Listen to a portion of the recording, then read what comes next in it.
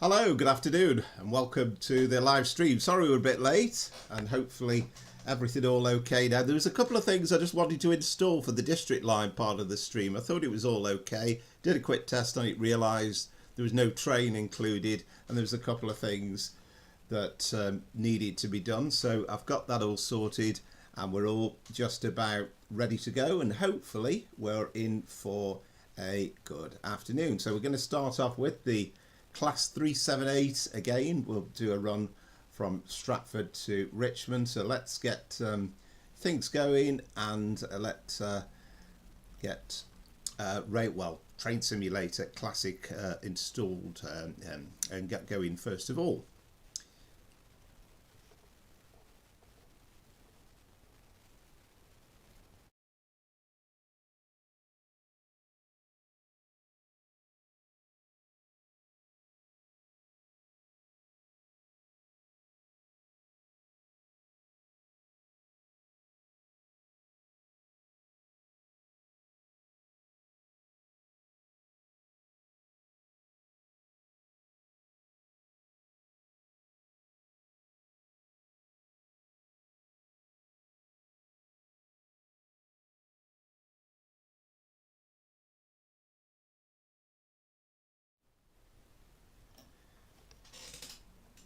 So let's get this scenario underway.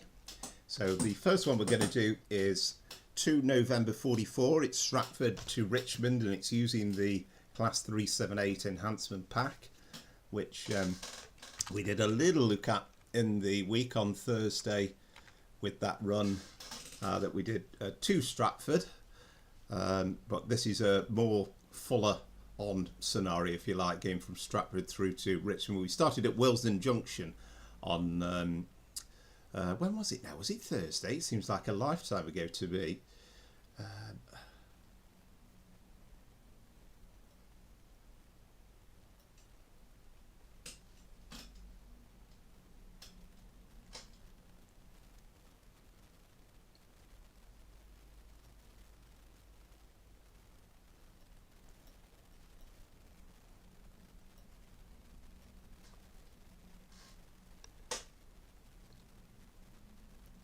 So again, just apologies for the slightly late start, and I think everything's installed now. It just takes so much time installing things, particularly with Train Sim Classic, and I've mentioned this before. It's not quite the plug-in and go game that you get with Train Sim World 5. It does take a bit of time to get everything working and working properly.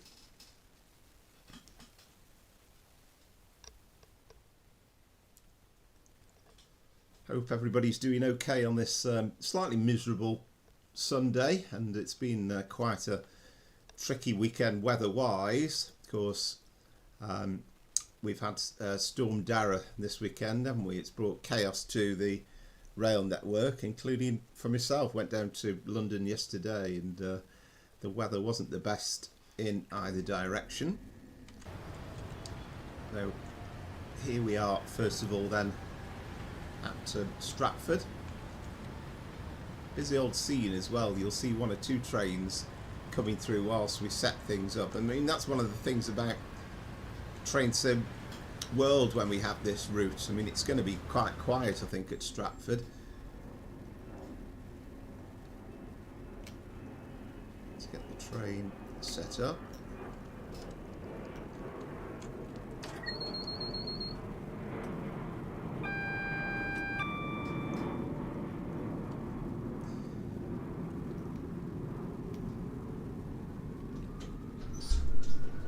So we have to put this in first of all, and actually I struggled with this the other day, didn't I? Select the field, that's it. So driver's ID. This doesn't this doesn't really matter what we put in, because it's completely random, of course. So we'll enter that now for the route code. Now this is important because we need to set it up for Richmond, and I have looked it up this time. It's 1013. You kind of have to keep reminding yourself to press the button on the screen and not on your keyboard, because of course you do it on the keyboard, it isn't going to do very much. So that's that, and then we've also got this thing to do as well. So we know it's to November 44, and then we actually need to know what our signal number is. I can't even see what that says. We're going to have to go and have a look at it. We've got a Class 86 coming through at the minute, one of the freight service as well.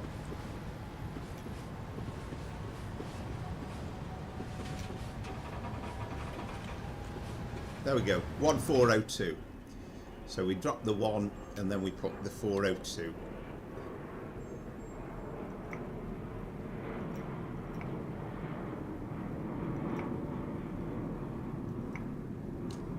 So we're fine there.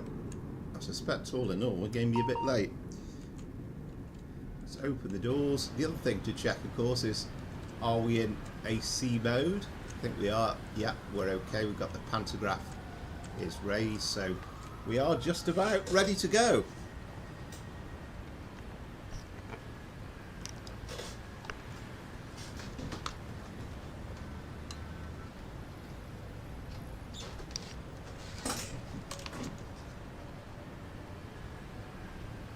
We are going to be a little bit on the late side, so you'll see.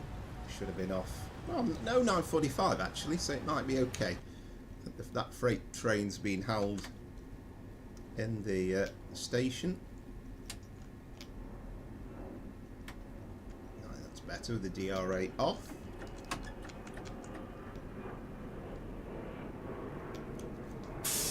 I think we've got something like about 22, 23 stations to stop at on the way between Stratford and Richmond.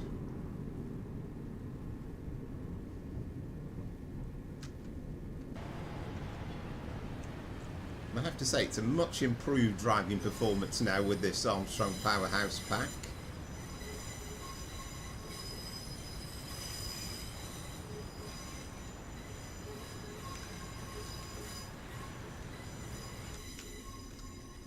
Quite boring to drive it before, but now it's quite interesting, and I quite like these kind of, what do they call them, metro services, where you're stopping at multiple stations.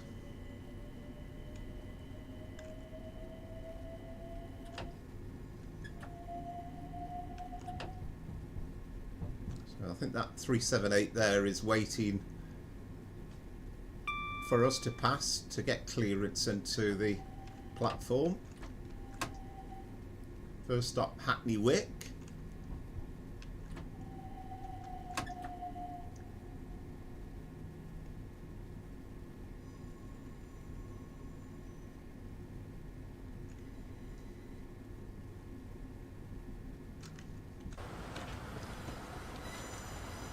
And of course we've got all the Olympic Park here. There's the West Ham football ground, where of course it was the Olympic Stadium in 2012. So we should have some freight on this scenario, as well as the 378s coming past, because it's a very busy freight line, the North London line. And also, it's worth just pointing out that when we get on the latter stages between Gunnersbury and Richmond, and you'll see the District Line trains coming in as well.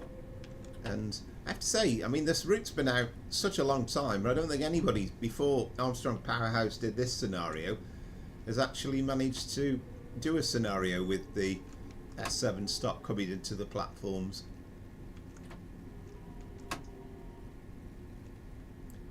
It's slightly premature, this 25 mile an hour speed restriction.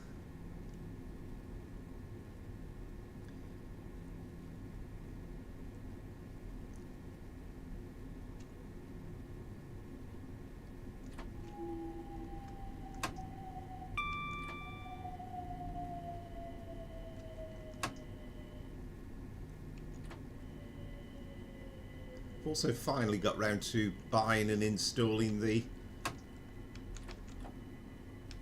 Armstrong Powerhouse latest weather pack as well, and I think it does improve the look of the game overall. So just a quick check then: Hackney Wick, Homerton, Hackney Central, Dulcin Kingsland, Canningbury, Highbury and Islington, Caledonian Road and Barnesbury, Camden Road, Kentish Town West, Gospel Oak, Hampstead Heath, Finchley Road and Frognall, West Hampstead, Brondesbury, Brondesbury Park, Kensal Rise, and then we've flicked by because we're given the go ahead to go, I think, but we'll carry on. Kensal Rise, Willesden Junction, Acton Central, that's what we'll change over to DC Line Power, South Acton, Gunnersbury, Kew Gardens, and then finally Richmond.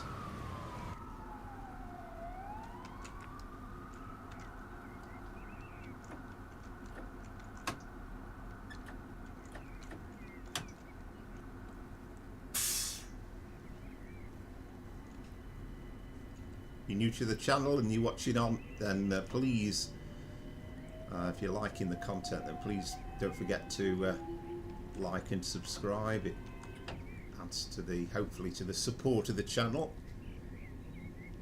And let me know as well about the sound levels. If you can hear, I'm hoping you can hear the train clearly and you can hear me clearly. I mean, that's always quite a useful point, and sometimes it's a bit misleading when I'm listening through the earphones and I can't quite get the same level that as a viewer that you're kind of experiencing.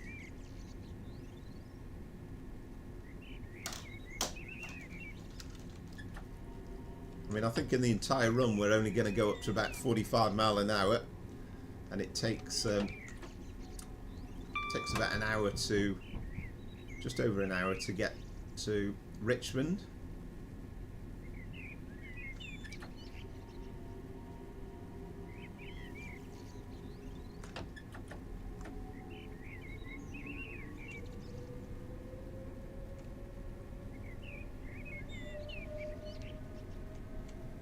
So next stop is Homerton. And you do have to be really careful with these platforms because, particularly at this end of the route, they're quite short and the train only just about fits into the 5-carriage 378 fits into the platform, so you need to be kind of braking quite cautiously.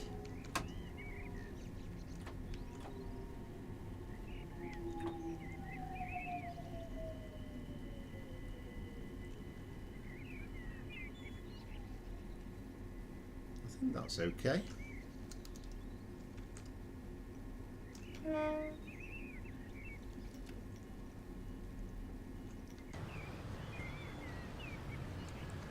There's lots of generic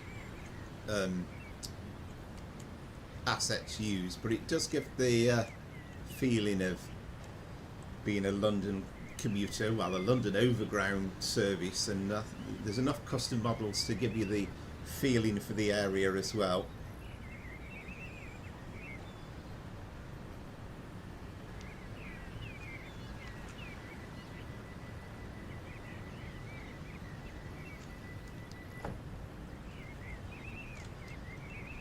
So Hackney Central is next.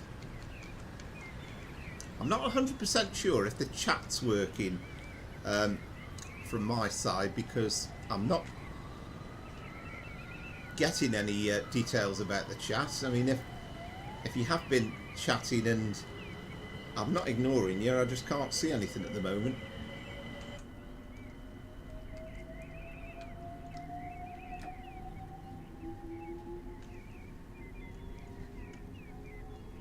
So Hackney Central is next.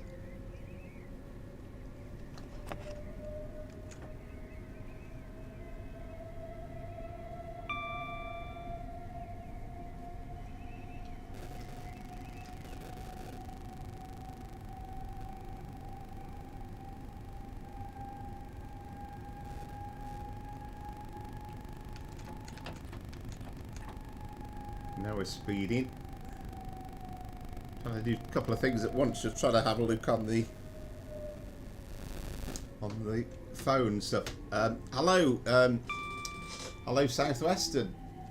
I'm fine, thanks. I hope you are fine on this Sunday afternoon. And good to see a returning viewer. It's really nice to see.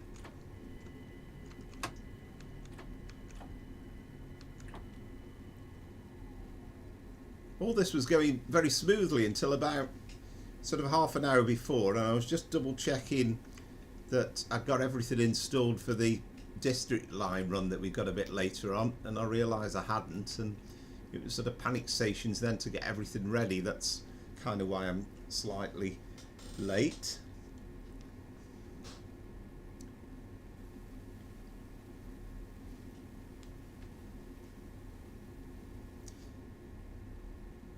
Yeah, that's good to know. Thank you. Yeah.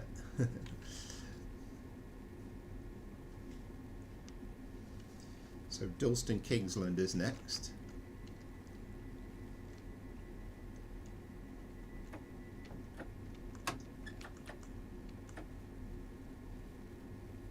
It's very much thinking with the that East London line, the backdated one with the when it was represented in London Underground times, and it terminated at the old Shoreditch, we call it the Shoreditch low level station, of course the current one's high up in the air, and you kind of realise with all the routes that we've got that there aren't that many bits that actually haven't been modelled, so that'd be lovely to have in the game at some point.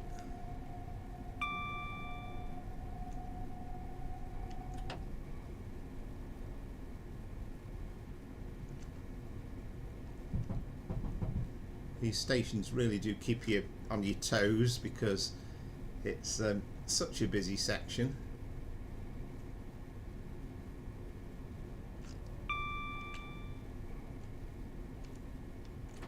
And the speed limit's kind of changing all over the place as well. I mean, it's predominantly 45, but I mean here we're dropping down to 40.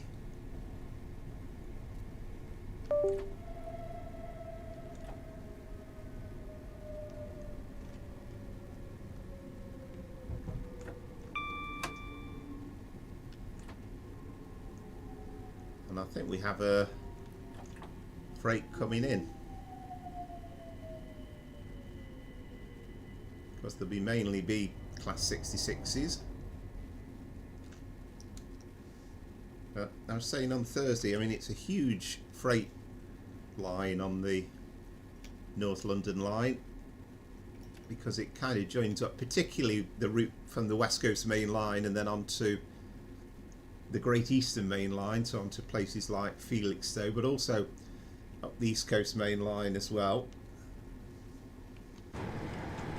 So I think I'm right in saying that that bit there takes you off to the East London line and over to Shoreditch High Street and eventually onto New Cross. Some trains go through to Crystal Palace.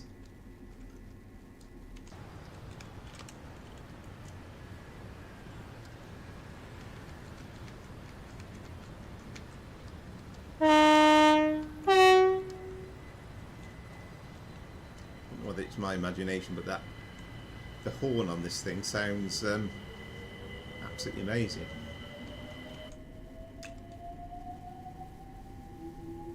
But yeah, let me know if the sound is of the train's too loud, or the sound of I'm too loud, or if it's all okay, then so much the better.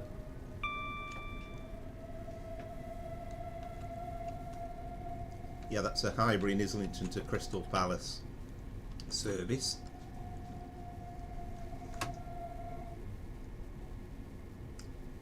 So Canningbury is next. If you didn't have a chance to read through the bits and bobs on the before linking into the stream, then the idea is Stratford Richmond is our first one, then we're going to do an Elizabeth line train, Hayes and Harlington. I think we'll do it Hayes and Harlington to Paddington this time, and it's technically not really a 345 because we don't have one in Train Sim World, but we do have the 710 Eventra, and that's reskinned into Elizabeth line colours. So I think we might be overshooting here, you know.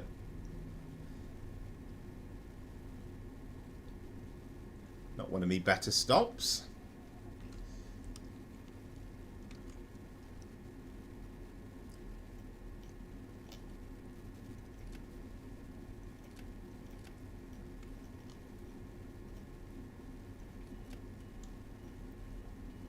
Even that took a bit of doing. So after the Elizabeth line service, then we're going to do a district line Wimbledon to Edgware Road.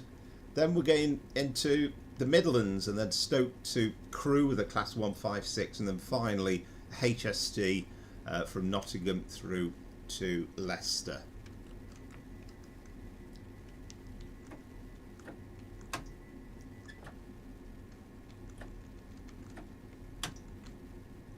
So Highbury and Islington is next. I mean, it has been streamed quite a lot, this 378, since it come out, but I think it is a massive improvement.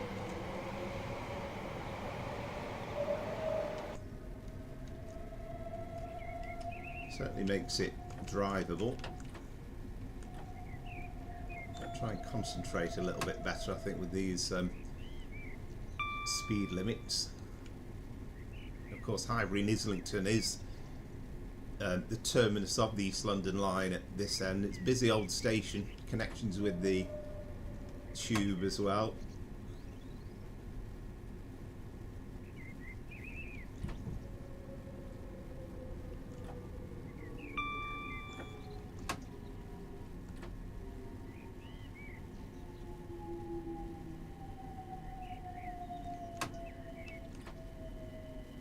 But it certainly does remind you that, you know, for a real driver, there is a huge amount to concentrate on, and you've got to be doing it at all times, really.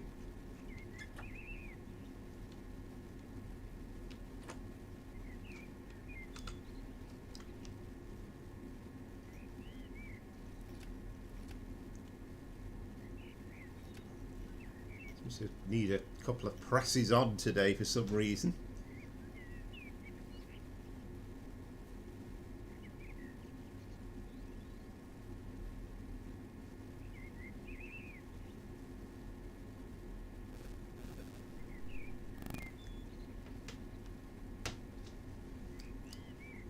So plenty to see and do. I was hoping as well I like to have an intro at the start of the video and kind of set things up for the day, but because I was messing around with the district line trying to get that to work, then I didn't get a chance to do an intro. It's all been a bit hurried this weekend. I was away yesterday, back today, and kind of straight into this, really.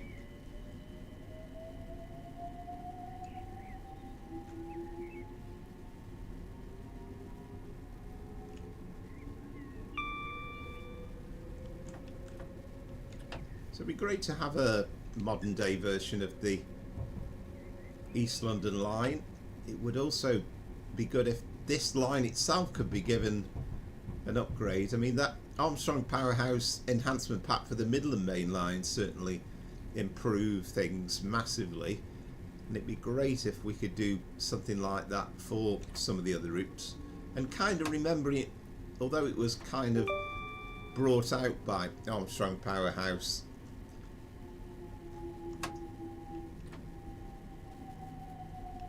it wasn't Richard Armstrong who actually kind of created it. Yeah, I'm sure he played a hand in helping the guys out, but it was a couple of chaps who he worked with to bring it out.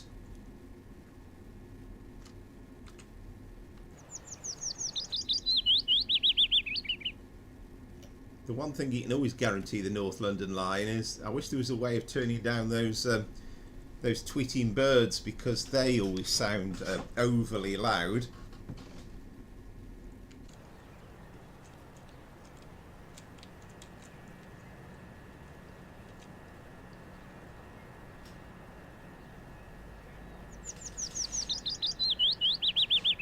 kind of goes through me listening to it.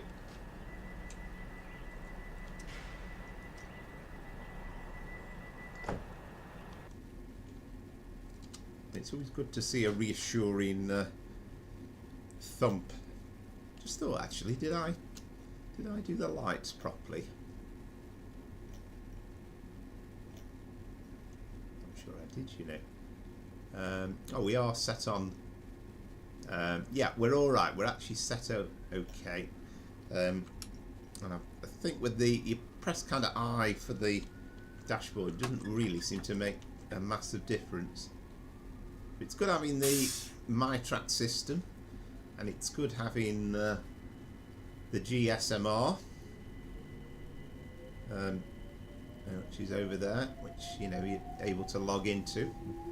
It's funny how that's been so much. I say funny. It's not been so funny for the people I suppose affected, but it's been very much in the news the last few days, and I'm sure it's a term that most people never heard of before.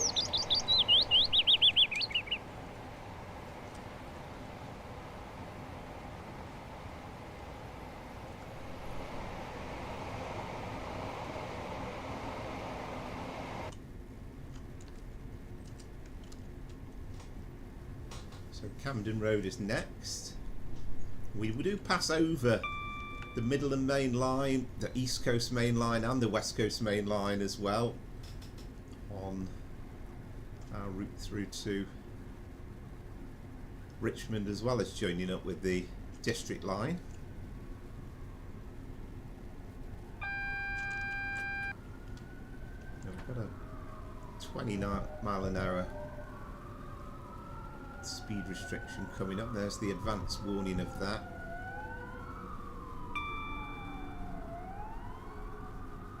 Yeah, a lot of emergency services sounds on this thing as well. A bit too premature. Actually, I was thinking that Morpeth marker was for the 20, but it's a little bit further up.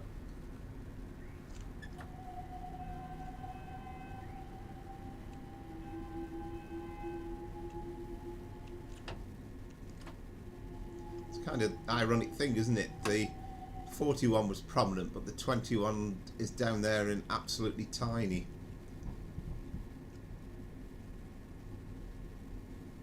I'm still a great fan of this route. I mean, it's very old. I think it was created by Dovetail Games, if I remember rightly, back in 2016, but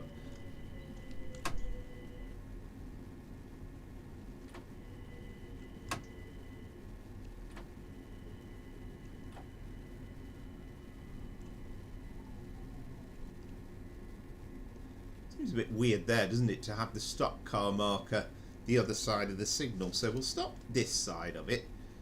I think that seems appropriate.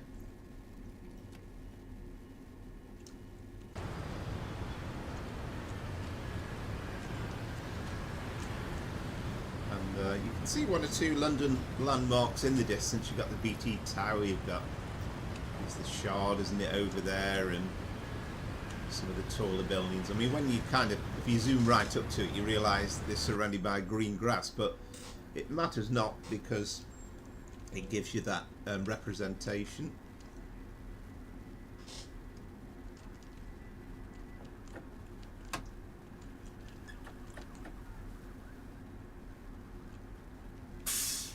And there's such a busy amount of 378s up and down this line as well, not just Stratford Richmond, but Stratford to Clapham Junction as well.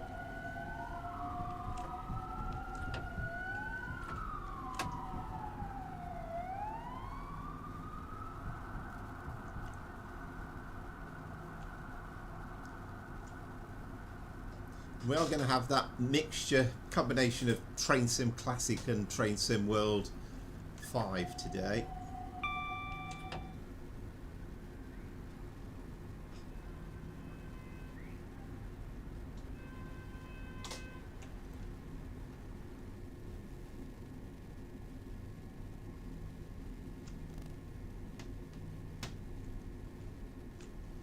Sharp little bend, but it's a good view of the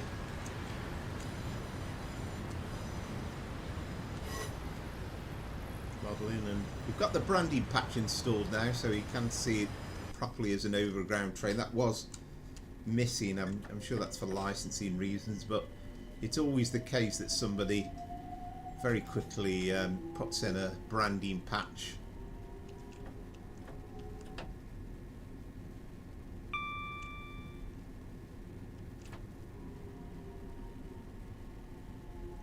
So this is Kentish Town West.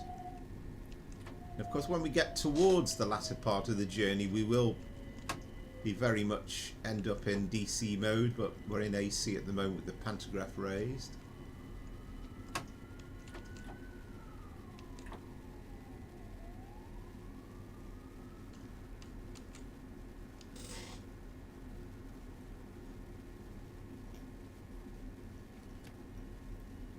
There you go.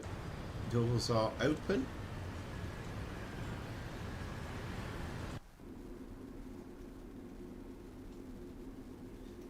And the strange thing is, they seem to be the same passengers that were there on Thursday. I'm not sure what's going on there. Now you've got the Overground map over there. There's looks like one or two alternative angles.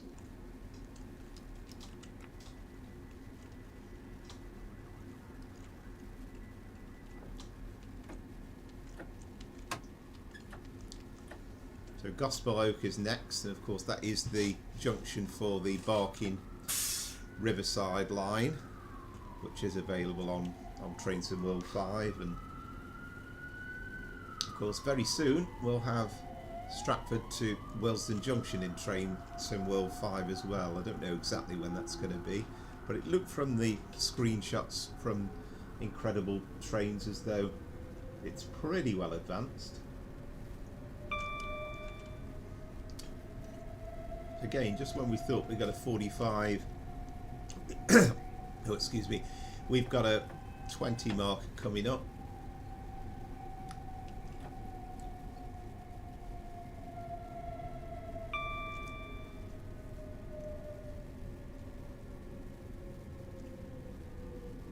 But at least this is under blue skies. There haven't been many blue skies around in the UK this weekend.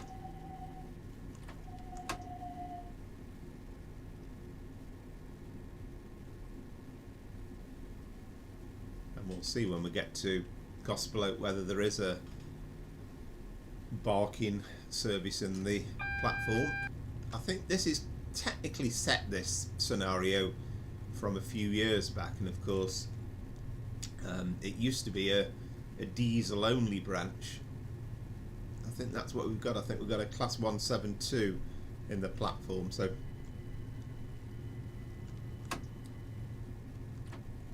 for many years it was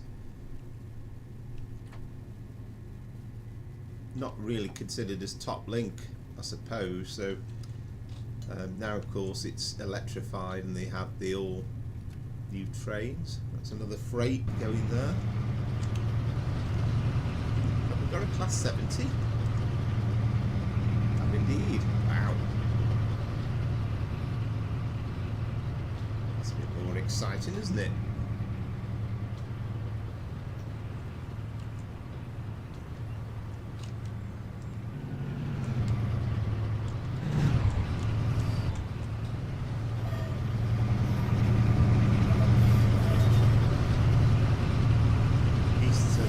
Trains they are.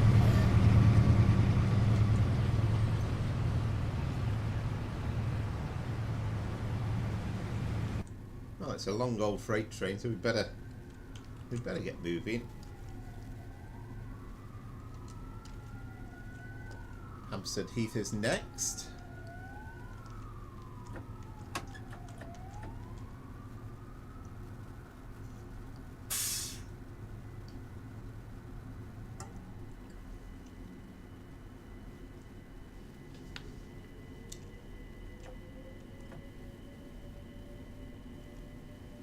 I mean, the funny thing is, I mean, this enhancement pack came out on Thursday, and I bought it straight away. But the HST MTU pack, which, you know, potentially has a lot more to it, and there's a lot more that went into it, I guess, and that's why it's kind of more expensive, and there's a lot more kind of scenario possibilities with that, but I haven't actually got round to buying that yet.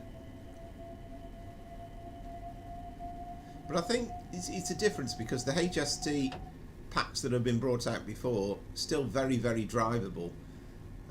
Obviously the latest pack's an improvement, whereas previously this was almost an undrivable train as it was brought out as, and this makes it altogether a great deal more enjoyable.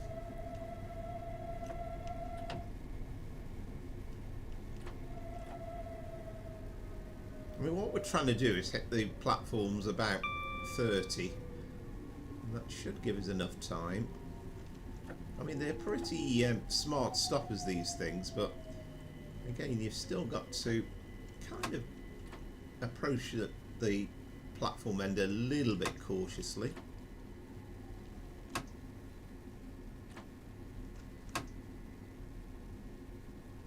We clearly have a bit more leeway here as well at Hampstead Heath.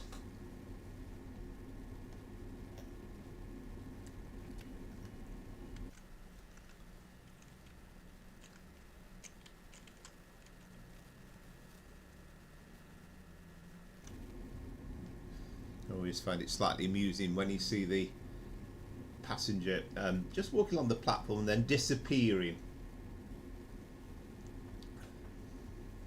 Different than with Trains and World, where they all get in a bit of a huddle and virtually having a fight with each other to get into the train.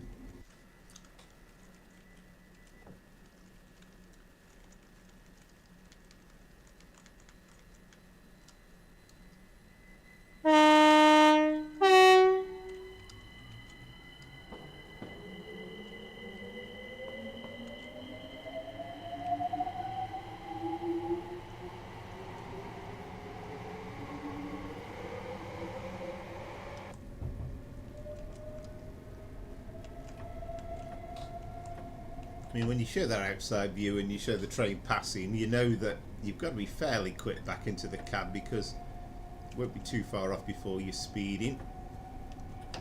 And we've also got to remember here that Finchley Road and Frognall is not too far away. I mean, it's pretty much the end of the tunnel.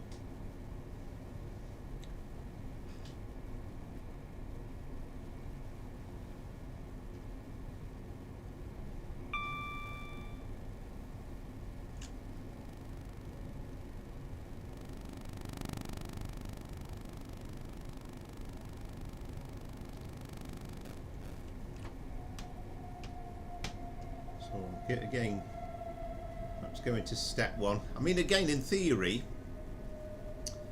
I mean, I'm not actually doing very professional braking here, because I mean, what you should be aiming to do is pretty much only go as far as step 2, and then when you get to the final bit, you should be only using step 1 really, because step 2 would be a little bit too difficult. You should certainly really shouldn't be coming in on step 3, which is tended to be what I've been doing so far.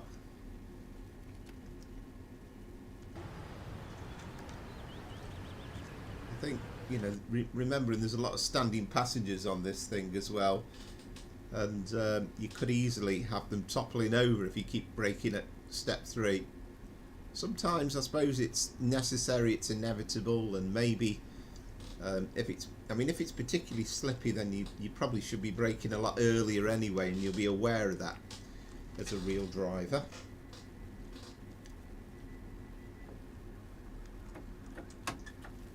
So as we mentioned Thursday, I mean, West Hampstead is next, and then you just walk up the road to West Hampstead Thameslink, and you can take trains down to Brighton or onto Bedford in the other direction.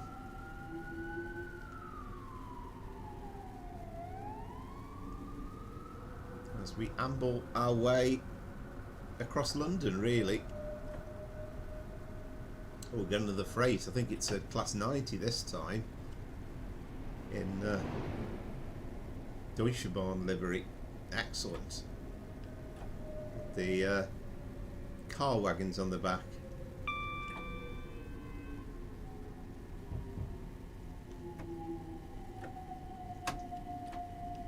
I'm sure that train just disappeared completely. It must have been... I'm sure the markers have to be quite short on this thing, because if you did each freight train doing its full duration, I guess it's quite problematic.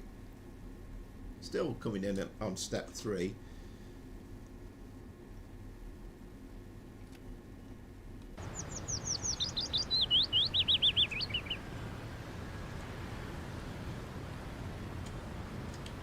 I think over there, that is the... I think that's the underground markings, and of course you've got the possibility of doing that on train sim classic with the Met line, and then you've got the Thames Link station down here, and this is actually marked out quite clearly.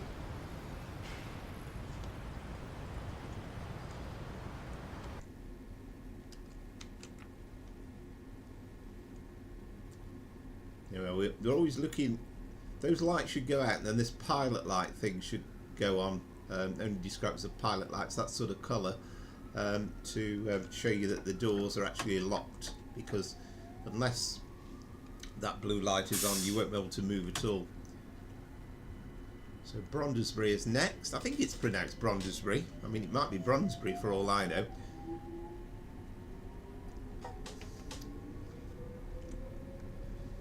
If I'm wrong, let me know. And again, just to say, if you've not watched before, and you're either watching it live or you're watching it back, it doesn't really matter, but if you're enjoying the video overall, then please just remember to like and subscribe to the channel, and just try to grow things as much as possible.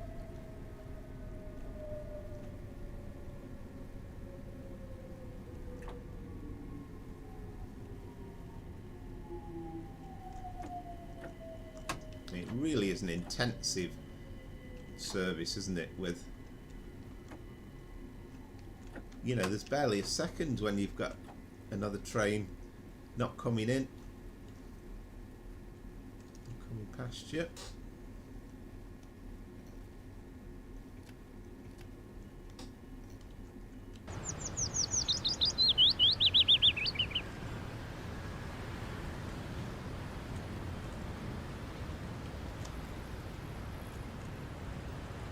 There you are. So Stratford and Richmond, which is kind of the full length of the North London line. And there was a time, probably in the 90s to an extent, and I can't remember when it stopped, but now of course it's part of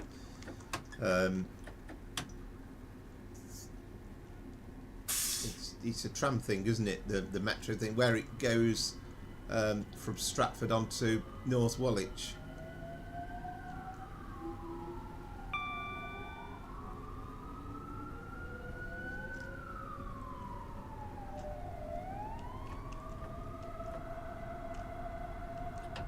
But it's one of those journeys where you're constantly having to think about the next stop the moment you move off, because you know it's going to come up on you very, very quickly. I mean, it'll be interesting when we get the Train Sim World version for the freight runs in their own right, because it'll be interesting to be able to do a full freight run from Milton Keynes to Wellsden Junction, and then hopefully it'll keep you on that slope approaching the North London line.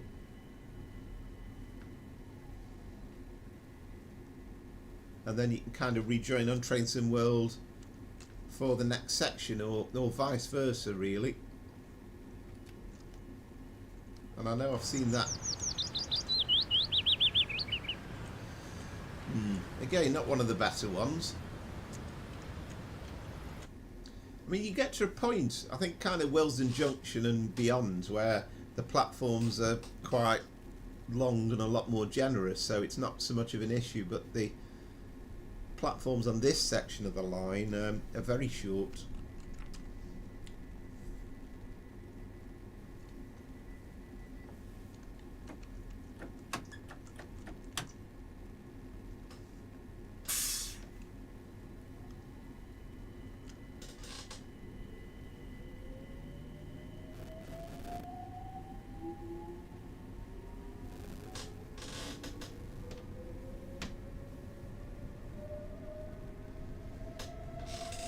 So Kensal Rise is next.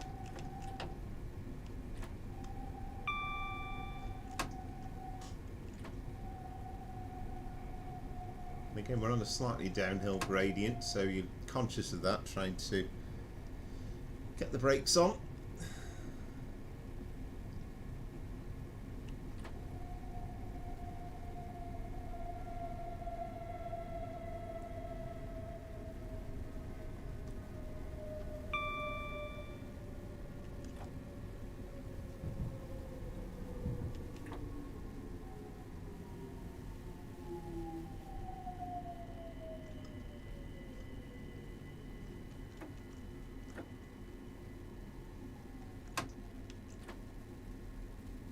So we're going to be a bit more like it. Yeah, that's kind of the idea, you know, you come in on step 2 and then for the last kind of couple of yards for the final bit before you stop, then you need to be into step 1.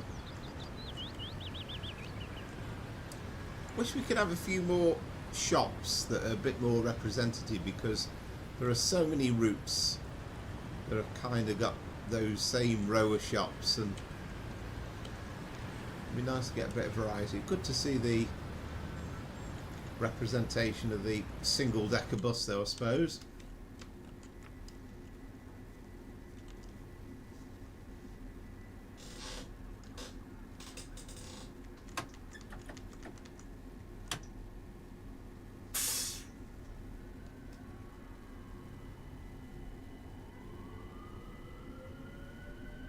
So next up we've got the Elizabeth line. Well, a representation of the 345 anyway. It's really going to be a 710, but in Elizabeth line colours. We're going to take that from the short distance, really, Hayes and Harlington through to London Paddington. And of course, at bank holidays, they do sometimes terminate in the main platforms at Paddington. Then after that, we run on the district line, Wimbledon to Edgware Road. And then once we've done our 3 London scenarios, then Stoke to Crewe on East Midlands Railway, and then Nottingham to Leicester on Midland Main Line, our final run with the HST.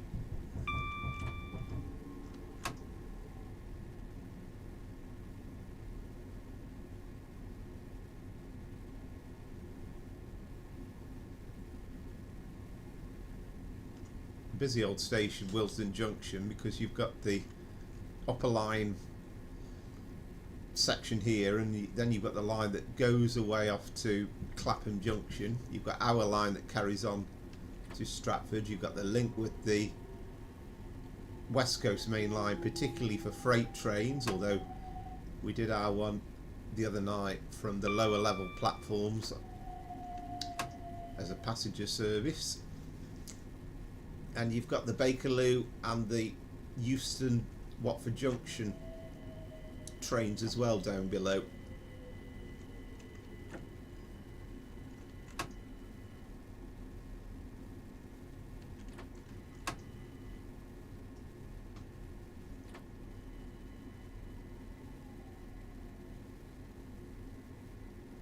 There you go, it's a nice comfortable ease towards the platform marker at the end.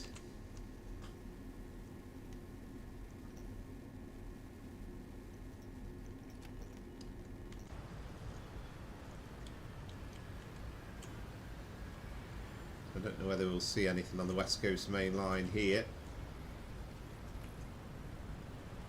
Oh, you've got Wembley in the background as well.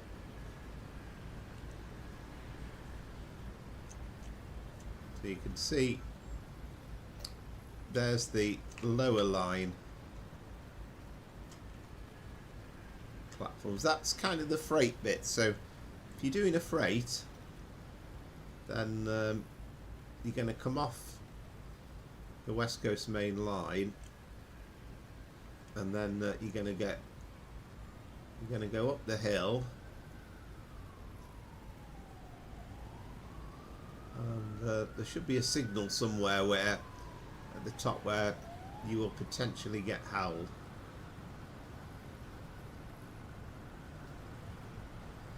Yeah, just about see it in the distance there, can't you? No point in getting right up to it. You get the point. So Acton Central is next, and that's quite significant because that will be the end of our running into AC mode. And this is kind of new territory compared with Thursday because we only started from Wilson Junction.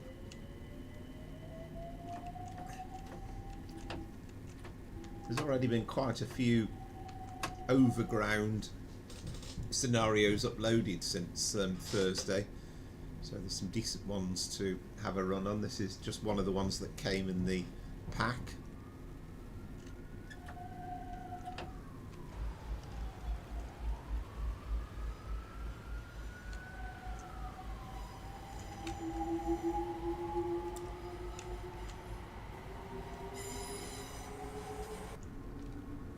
Again, we'll quickly having to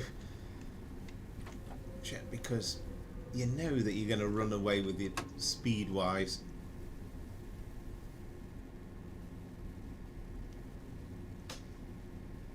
I certainly remember the 313s in use.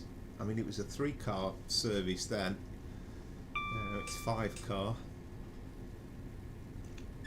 I think the frequency's increased as well over the years as well. And then before that there was the older EMUs. Can't quite remember the name of it. Was it 501s, were they? Kind of before, well, say before my time, but there aren't so many videos around from that period.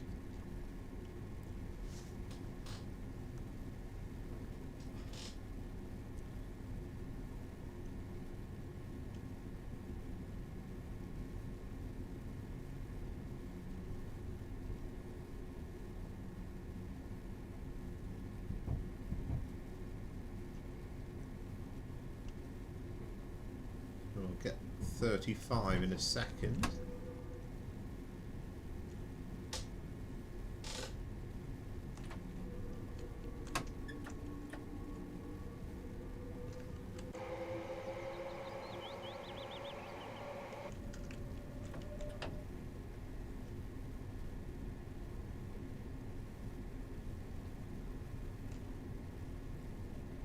So Acton Central, and we are getting towards the end of this first run really, because we've got Acton Central, then Gunnersbury, and we have to be careful approaching Gunnersbury as well because that is the junction where the district line trains come from, going towards to and from Richmond. So we could get howled waiting for a train either going into Richmond or vice versa.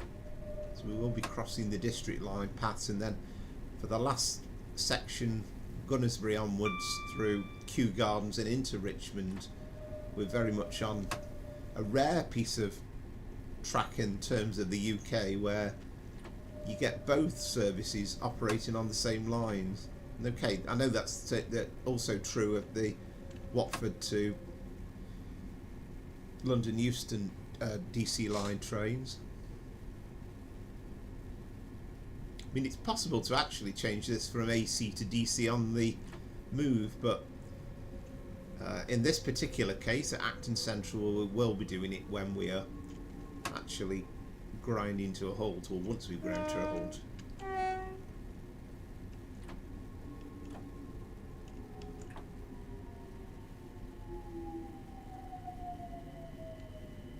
There should be quite a prominent marker on the platform to remind us about needing to change over, I think.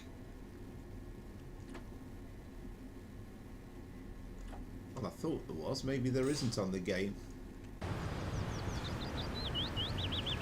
Haven't you got one on this side? Or maybe it's something you have to put in for the scenario. Nope. I must be imagining it. I was certain the reminder was there. Right, so let's open the doors, and then at this point we'll get this sorted. So we want to put the pantograph down, so you can then hear a bit of peace and quiet, and then we need to select the DC. Is this because actually we should probably be in neutral whilst we're doing this, shouldn't we?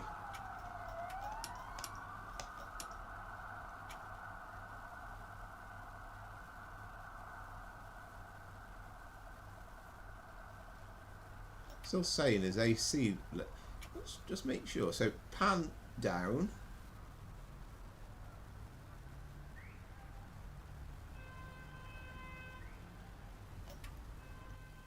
So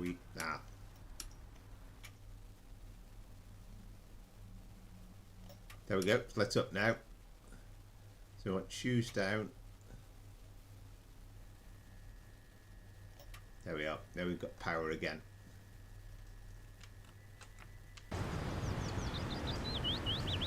Feels like I made a lot more hard work of that than is necessary, but you can now see that the pantograph is down.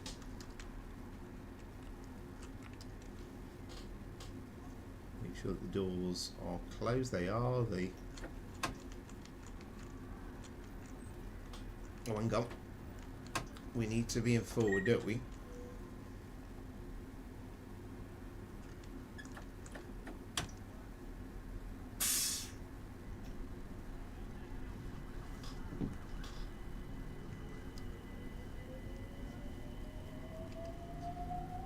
So we've got South Acton next, and you can now see that the overhead catenary is actually ended, so it's a completely different feel to the rest of the route.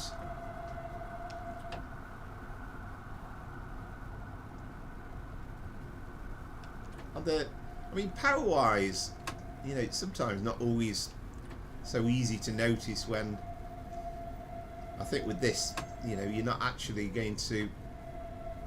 going to gain that fast anyway, but there is a difference in the performance, a discernible difference between the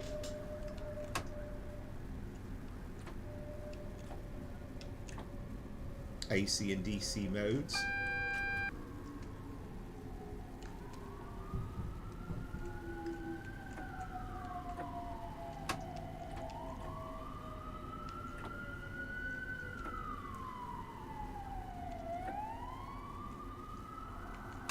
I did start to have a look at the section between Wilson Junction and Clapham Junction because there's so many generic buildings in there, and just thought it'd be nice if we could improve them a little bit, make them a little bit look more realistic. I mean, it's good having things like Stamford Bridge fully modelled, but other than that, it's not particularly realistic, some of the buildings. Stations are well modelled though.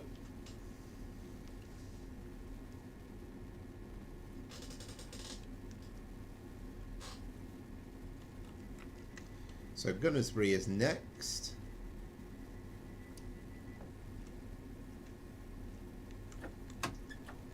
Right, so bear in mind we've got a single yellow there. I know that's for the marker over the points.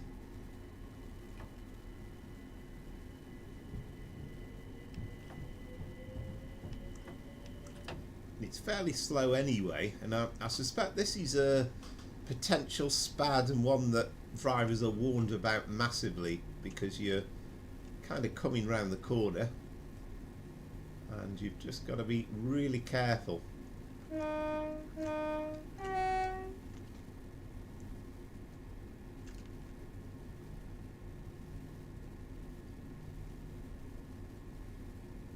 Over the level crossing. Of course, some of these signal boxes are still in situ, but not all of them are used now, I don't think. Yeah, we can definitely see a red signal, so that presumably means we have a district line train which is going to cross our path in front of us.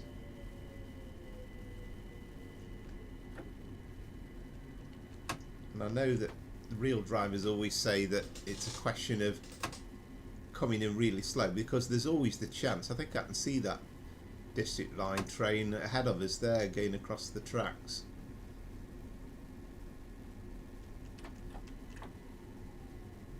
But you don't want to come there we go, we're green. Yep, that's good. And also I think there's a general consensus that it's a little bit more reassuring for passengers if you're moving, even if you're actually going quite slowly. I think it's when you're at a complete standstill then you have worried passengers.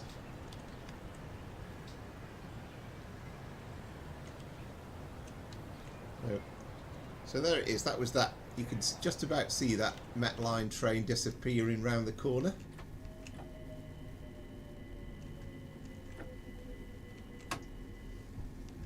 I don't think Gunnersbury Station will ever win any awards for aesthetic beauty with a multi-storey car park on each side. There's that big building that looks down over us as well, which I've got a feeling that, am I right in saying it's the British Standards Institute, something like that? Always assuming that that's still the case, because some of these massive buildings, you never quite know whether they're still in use.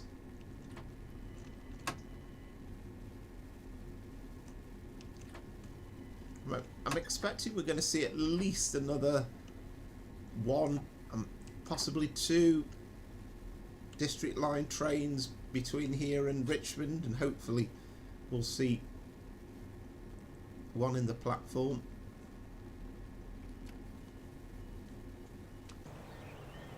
Yeah, that's that. I think it's the British Standards Institute, I think I'm right in saying.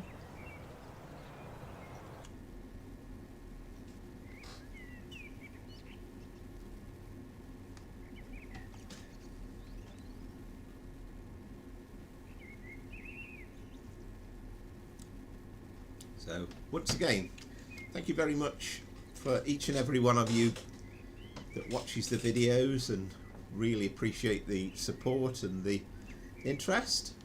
And if you are enjoying things so far, then please remember, if you haven't already done so, to like and subscribe to the channel.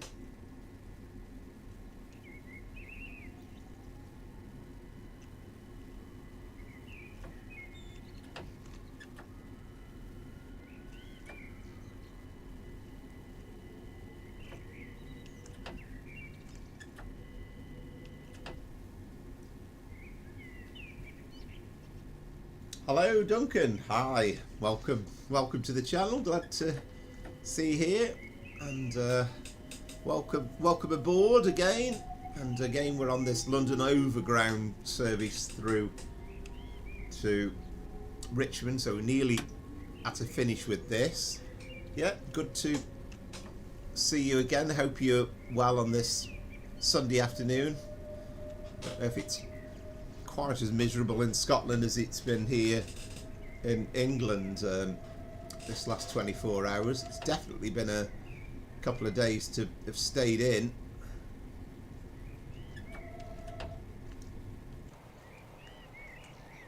Here we are crossing the Thames.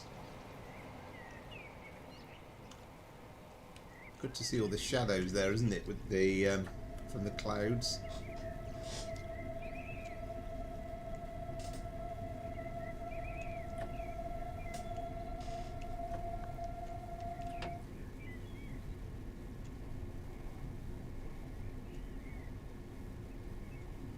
Another Overground train coming in, so we're not too far from the end of this first journey. It's one of those places, Kew Gardens, that you kind of feel must pay it a visit one day, but I never have.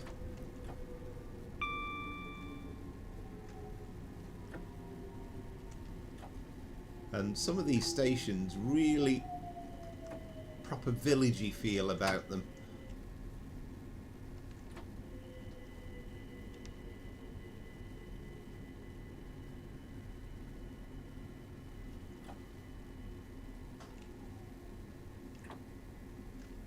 There we go. I'm still doing step 3 a lot of the time, but at least we're hitting the platforms pretty much.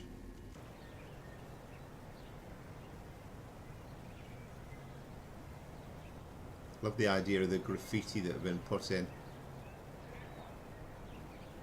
It's supposed to be... Well, we've got Pacer there, haven't we? Shed, AWS, DTG.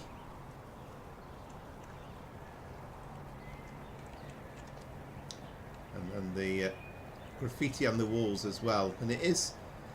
I mean, it's a feature, I suppose, nowadays, everywhere across the country.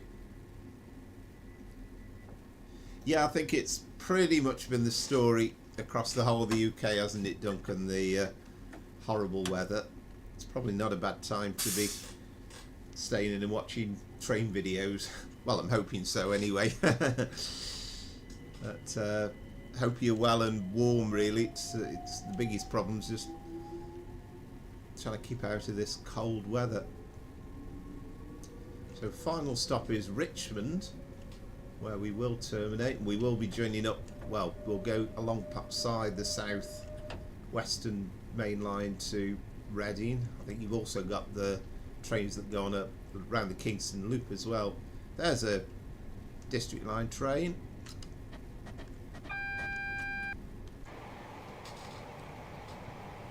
There we go. And I suppose you just have to be careful here as well. You're not always going to get direct clearance into the platforms at Richmond.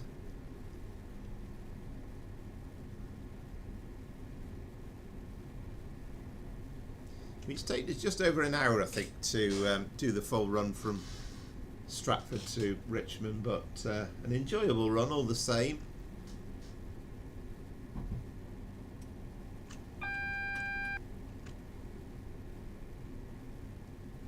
And again, it's a test of your memory sometimes, because you get the AWS sounds and you're kind of thinking, what was the last signal? And if you keep getting a repetitive AWS, then it's a test of your memory and everything else. They must test that like absolute madness on the driver training.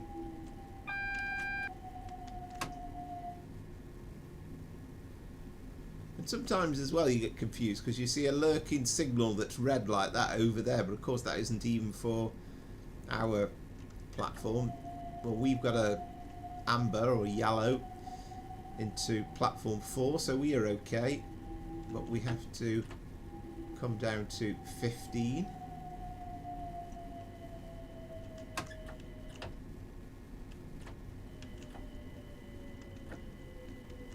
But it's been great to see the S8, well, S7 trains, I think they are, aren't they, on the district line. It's been good to see those in evidence. Both, you know, from that bit from Gunnersbury through to Richmond, and it also looks pretty busy on the main line platforms as well.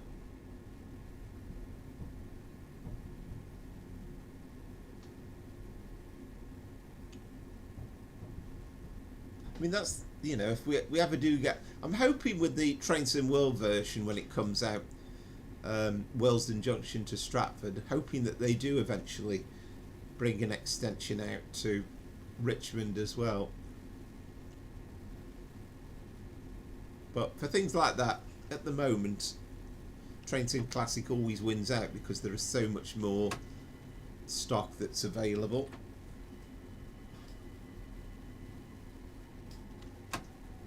Yeah, it's been a bit calmer, has it, in Scotland than in England. That's good to know at least, because it has been very blowy. I mean, my part of the world, sort of North Staffordshire, it's not been as bad as sort of southwest and South Wales. I think they've certainly had it the worst. Yeah, remember to open the doors at the right side. So I think have those two trains departed from the main line platforms now? They have, haven't they? Yeah. But I didn't want to go outside and look at those too much because I knew I'd make a hash up getting into the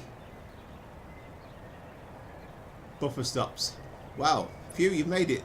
There's no relaxing on these all-stop runs along the North London line. Well, that's very true indeed.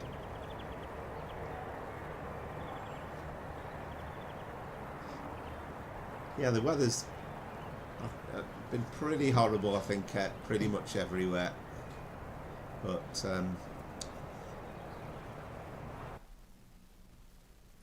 all the worse for, you know, some people have had damage and all this, that and the other in the worst affected parts of the country. So that is the first run. And next up we're going to Train Sim World 5. And we're going to do a run now on the Elizabeth line, or at least the part of it that's represented anyway. I was wondering there actually. Yeah, very nice part of the world. Been to both sides of the Highlands a number of years ago camping, absolutely loved it. Beautiful on the west side, and we've been up to the, I think we went as far as where we were near to Dornot where we were camping. There was Brorer and Goldsby, I remember, but I don't remember for definite which one we camped at. I always get it confused. I always say it's one and my brother always says it's another. I was going to do a scenario actually for this, but I couldn't get one of the existing scenarios to work. So yeah, we're going to start this at Hayes and Harlington.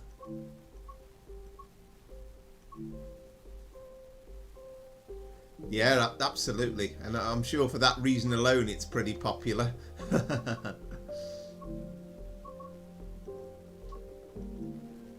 Yeah, I mean, that's one thing to keep you warm by, has to be said.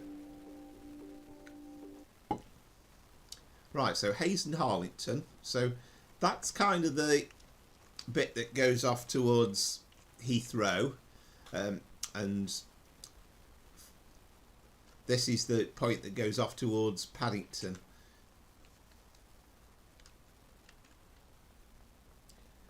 So we're going to take a, well, it's a representation of the 345 anyway.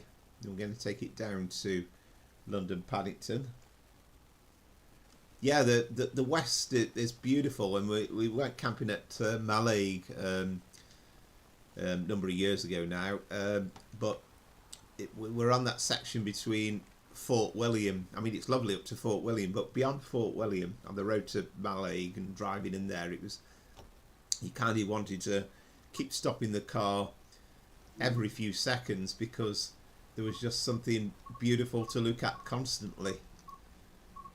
I mean, I remember as well, it felt as though it was a microclimate as well, because we drove up from England, through the Lake District. It was raining through Scotland past Loch Lomond. It was raining, and it wasn't until the very last stage, heading towards that part of the Highlands, that it suddenly was absolutely beautiful, and it stayed nice all week. So let's pick the Elizabeth line 345. I think we are actually only going to be a 4-car unit. I mean, in reality, I think they operate in 9 or 10, but we won't worry too much about that. And of course, the one slight defect is the seats are all in London Overground colours, but I don't think you can do very much about that. I mean, it wouldn't surprise me. There's some amazing people who do these mods. Maybe they could do something, but... Well, let's get this thing... Oh, yes, we've got to set the path, haven't we, first of all? Yeah, we need to do it via the map. So we'll click down on the train. We'll set the path. And we need to get towards London Paddington. Of course, we haven't got the underground Paddington stations represented, unfortunately. And I think I'm right in saying there's a couple of these that don't exist in real life. But I think we'll put it down on 14.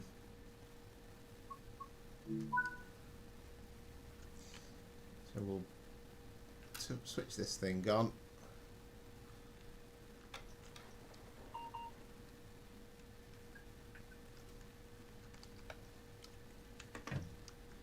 We need to open the panel as well. Vigilant is yeah. AWS is yeah. TPWS and AWS operational. And then,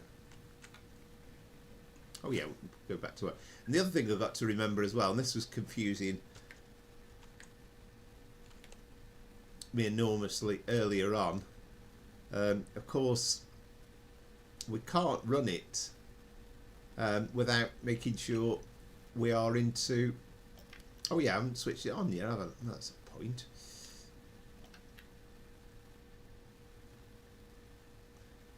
We need to make sure we are in AC mode. That's going on. Reverse. Oh, away from the shutdown. Hang on. Sure about this. Oh, is it because we're... Hang on. Away from the shutdown.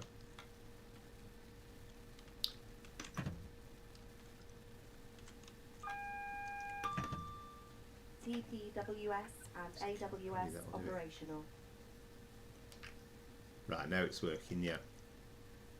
So pan up. Yeah, so we're into AC mode. And the good thing is on this route at least it does say 25 kV. I'm not sure though that it's capable of saying DC. And of course it's not really a 345, it's a 710 but made to look like the Elizabeth line.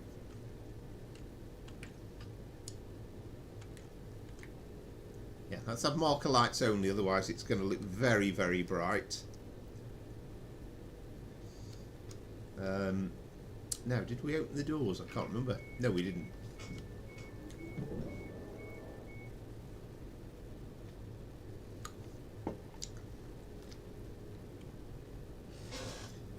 Well, good evening, amazees.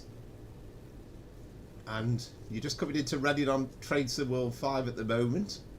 Hope everyone is safe and well. Yeah, absolutely right. Yeah, I would certainly echo those comments. And good to hear from you. Glad you're here again. Welcome again to the stream. And it's funny, isn't it? We seem to be mirroring each other with the routes that we're doing. Evening, Christopher.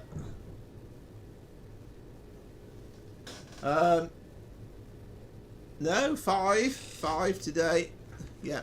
Did I? Is that some sort of mistake I put in the description? If I did, then my apologies. But oh, wait a minute. Let's get into forward.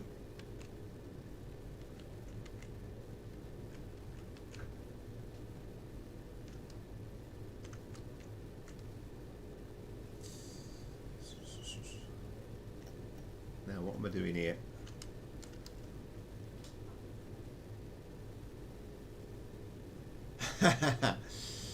No, I'm absolutely fine. Yeah, just trying to work out how to get my train moving at the minute. Right, the doors are shut. We are on.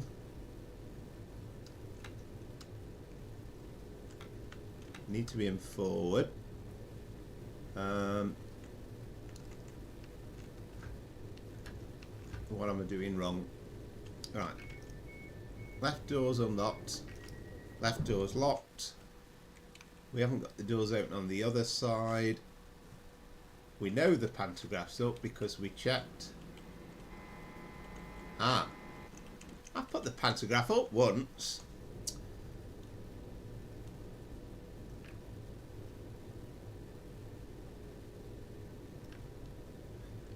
It might be because of that. And then go.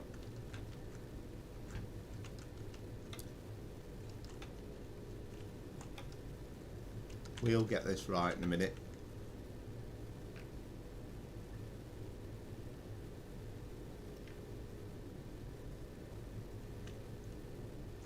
Right, so is the pantograph now up? Stubborn when it wants to be. Yeah, it should be. Yeah, it should be through till 9, Christopher. Yeah, rate we're going. If we don't get this thing moving, then we will be. It'll be even longer. So we've got AC there.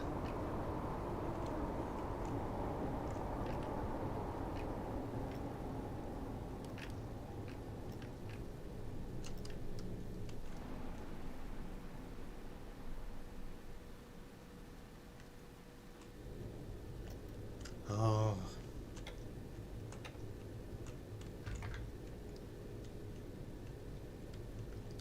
Right. Cover it, secure it forward. So secure presumably being off.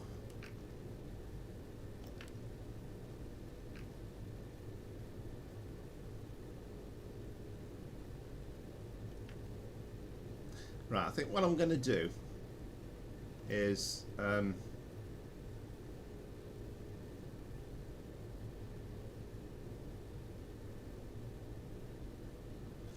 perhaps we should be in shutdown for this. Right.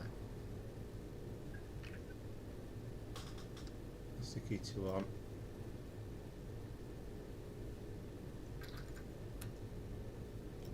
Right, master key out. Let's start it again. Master key is in.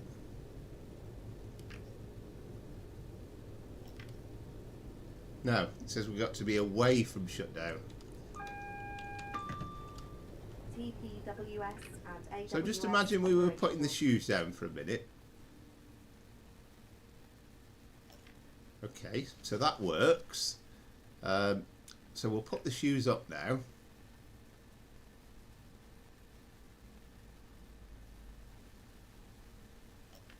Okay.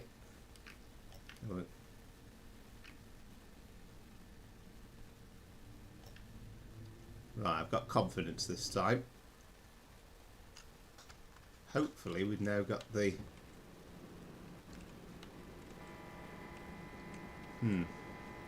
Still not raised. Maybe that... Is it the fact that the pantograph just doesn't raise?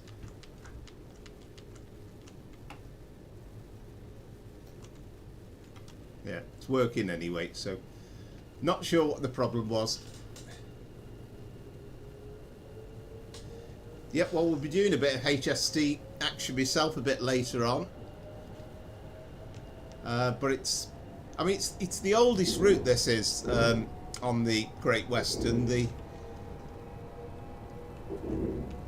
This was the kind of the first one that came out for Train Sim World. But it's always fun driving the HST. Be lovely if we could do a bit farther on Train Sim World, wouldn't it, than just Reading. It kind of feels as though it's not quite far enough.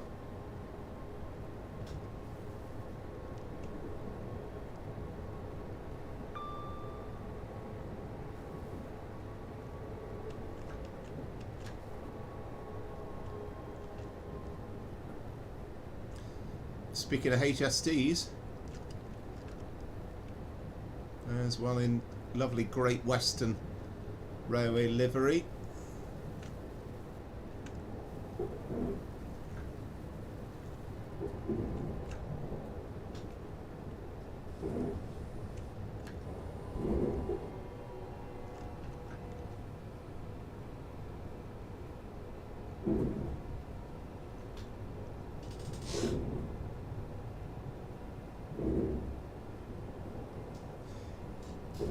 Yeah, you can't go wrong.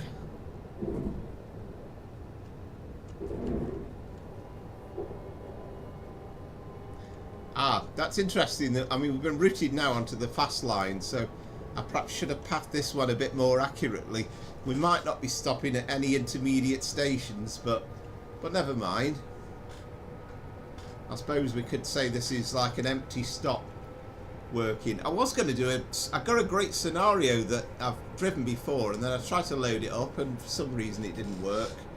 I've still got absolutely no idea why.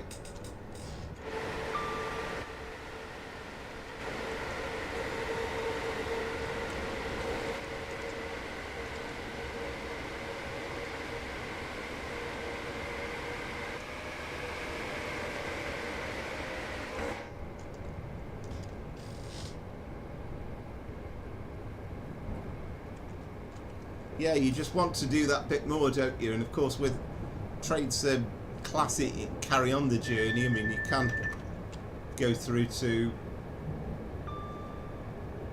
Penzance or Paddington or wherever you might want to go to, Plymouth. But it'd be nice to have more of the line. Of course, you've got the other end of the line with the West Cornwall local, but that's quite a slow run actually, the HST. But you can't go wrong with the HST.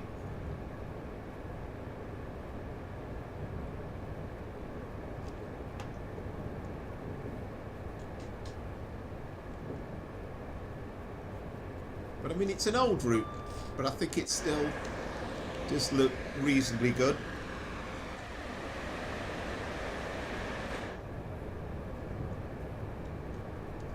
And I've said before, but you know, personally speaking, I'd love to see the Elizabeth line done for Train Sim World. But it's kind of one of those things where you've got the issue over the fact that it's an automatic train. So if they kind of did it realistically, all you'd have to do is open and shut the doors. But I suppose you could have it so as it was overridden and you could actually drive it manually.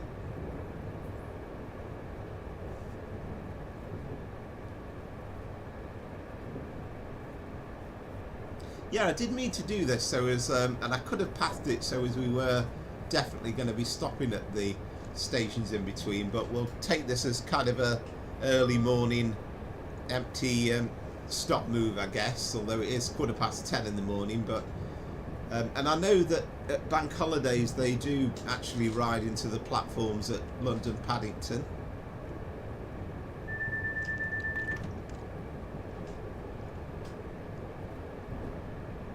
It's quite nice to drive the Aventra at some speed as well, because the kind of, whether you're doing Watford DC or you're doing the Barking Gospel Oak line, it still feels quite slow because you're stopping all the time.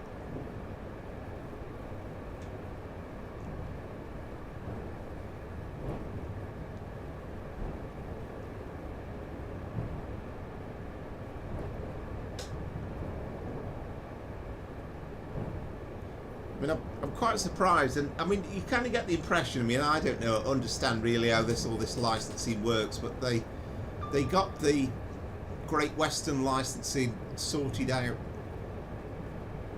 with Great Western Railway to begin with.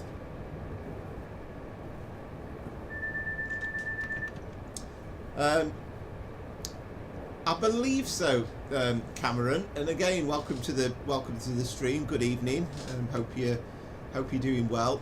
You could, I think it pretty much do it on most consoles, but it's kind of sometimes there's a different level of performance and as to what is available. I'm not a massive expert on the consoles, but read up on it, and there is plenty you can do, I'm sure.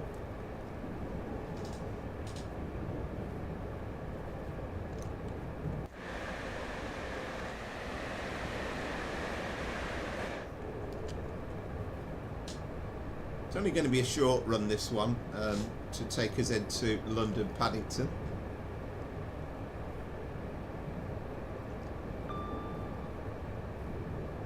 We're about to go past the all famous Old Oak Common Depot, which of course days gone by handled the Class 50s and the steam stuff before that.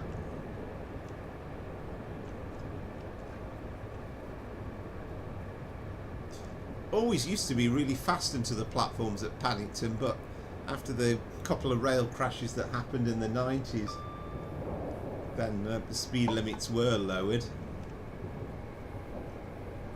And there was the one at Southall, which is, are we about to go through it, or have we just gone past it? I think it's fairly soon, isn't it, Southall? And then Paddington itself, there was one just outside the stations.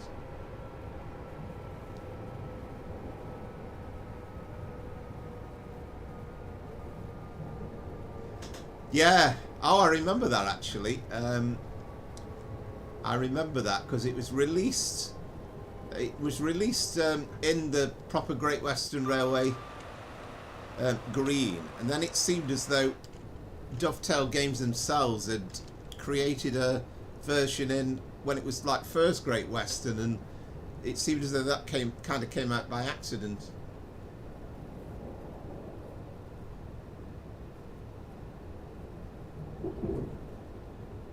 Well, we do have, I don't know whether you heard, Cameron, but in the week it was announced for Trains in World 5, we've got Willesden Junction to Stratford coming out on the, well, I still call it the North London line, but it's now known as the Midland Main Line.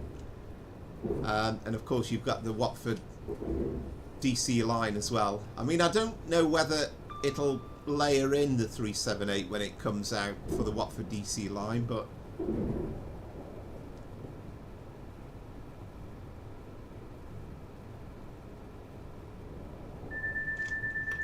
yeah, there's been some great liveries really overall for the HST. I mean, I personally always liked the GNER one. I thought that was quite classic. Never a great fan of the East Coast when it was like sort of grey and purple.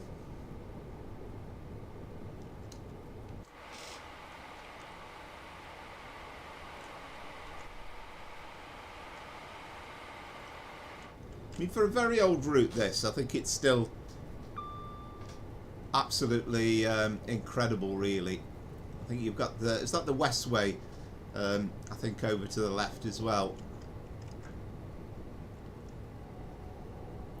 I mean, I've always said I'd love to see the Great Western extended, but also be good to have some of the branches put in as well. And I mean, we've probably talked before about the Heathrow branch. Heathrow Airport branch, perhaps not likely to get permission for, but you know, even some of the other stuff. Is it the Greenford branch, the one going off to Windsor?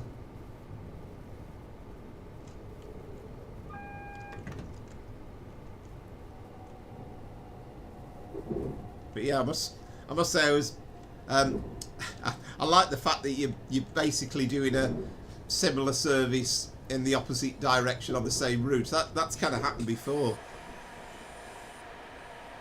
Nice that we got London Paddington on the front as well. And although this isn't technically a 345, it looks pretty much like one.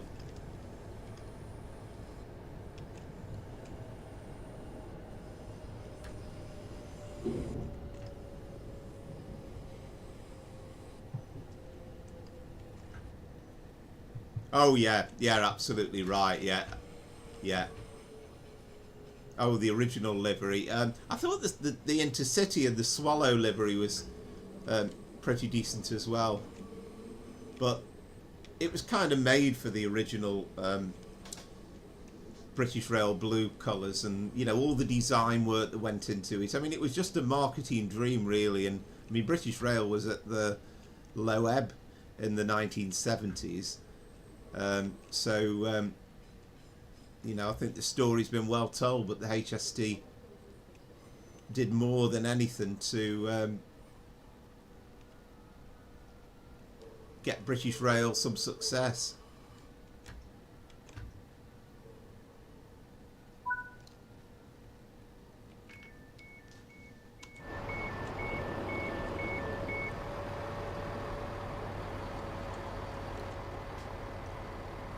I'll say that obviously the moquette on the seats isn't accurate, and I don't think you can change that for within the Creators Club.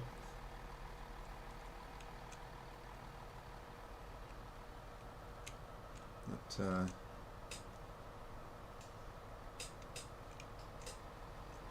it's lovely to see Paddington, and I think it's been represented pretty nicely.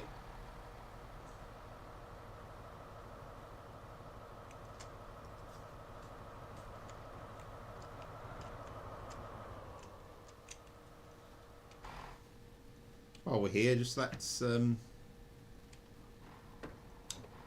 a quick look at the concourse as best we can. There's a couple of these platforms that I think don't exist in real life now. I've been taken up, but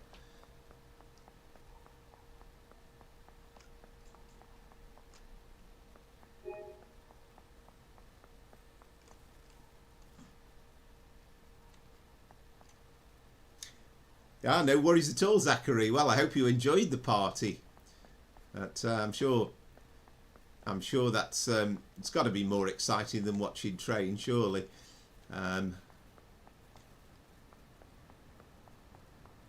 Just having a quick look around at the concourse at London Paddington. Won't let us out, unfortunately. If you try to go there, it just won't let you out. You've plenty of still passengers over there.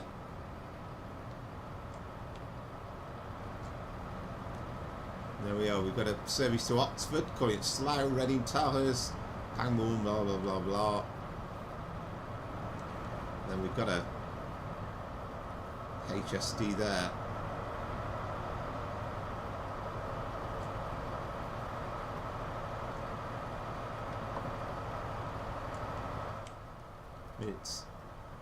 I think it's thought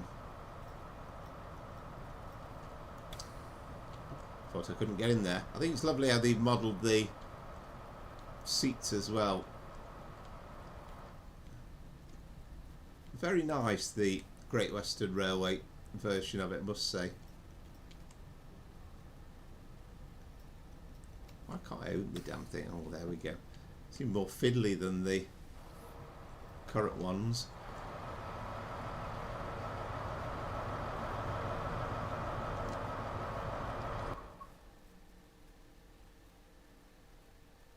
Oh, excellent! Yeah. Well, I hope it went well for you, and hope you enjoyed it.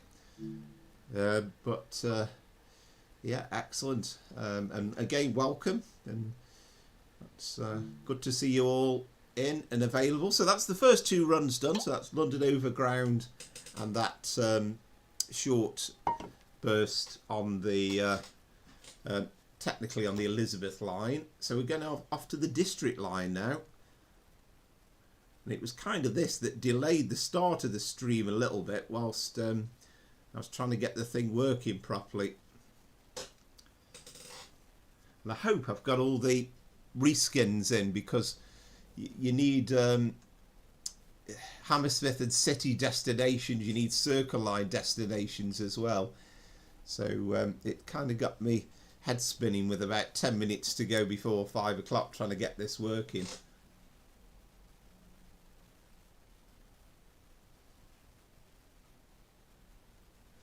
I have actually a mace tase. In fact, I did do that last week. Now, I kind of felt that if I did it with the upgraded timetable, it didn't seem to work. So I did it on the old original timetable that it came out with. I thought that was a bit less intense, and it seemed to do the trick. Quite enjoyed it. I must admit, I'm a bit disappointed when we heard about the this new Dovetail Games upgraded route is coming out for the West Coast Main Line. Is it next few days? And I was a bit sad to hear that the Friday charter thing and the rail tour stuff isn't going to be included. But I guess if it means it works better, then you can understand why. So we're going to do a Wimbledon to Edgware Road run now. The only thing I've not put in, I think, is the track pack on this. So it might be that the track looks a little bit not quite perfection.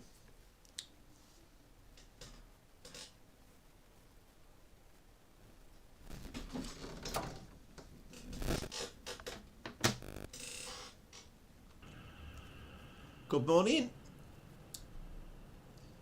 TO59. After the S7 training you've passed, it's your first crack at driving the S7 on the Wimbledon. These are brand new trains coming into service alongside the C-Stock. Put in the destination code 25 into the TMS. Handheld radio is 14355, train code 059. All stations to Edgware Road, please. Thanks. Hope it all goes well for you. Well, we'll see about that.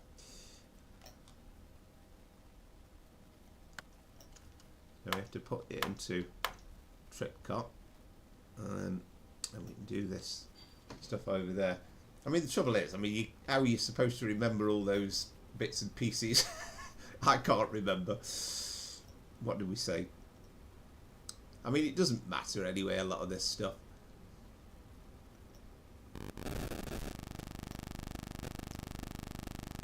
I think the important thing is this destination code.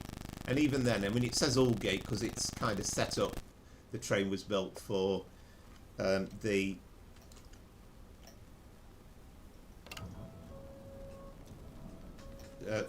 Met Line.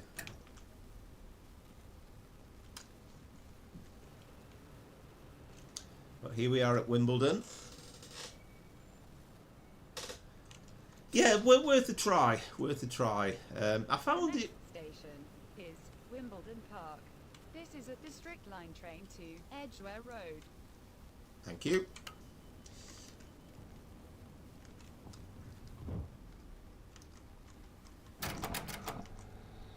Yeah, shame we got the old track pack in because it doesn't look quite as perfect with the old track.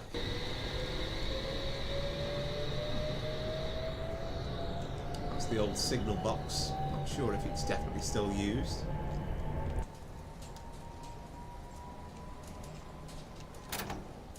I think it's lovely to be able to do things like drive the 87 on the West Coast Main Line South, because, as I was kind of saying last week, you do definitely get rail tour services doing that. And of course, when the 86 comes out, and that was the big announcement from this week, then that'll fit nicely on both.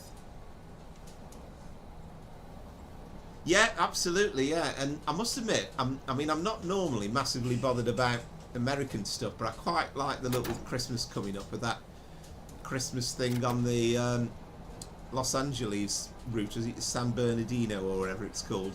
So there's a possibility I might venture away from the UK for once with that, but also it'll be nice to be able to do some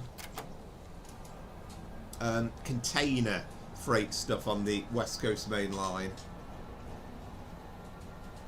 And of course, for all that, we've got all the stuff coming up about what's coming out next week as well. And of course, the announcements will be back on every day. So there's plenty going on.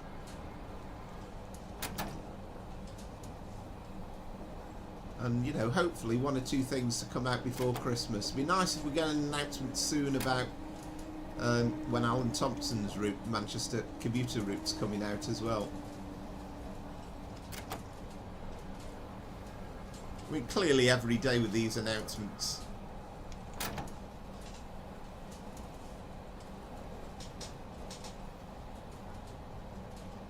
I must admit, I mean, some of the German stuff, I mean, some of the German trains is fantastic, but I've not really got into the swing of it. But I did think with that Christmas thing, I thought I must give that a go, and you know, that's a possibility as one of the runs next week. The next station is Wimbledon Park. Mind the gap between the train and the platform.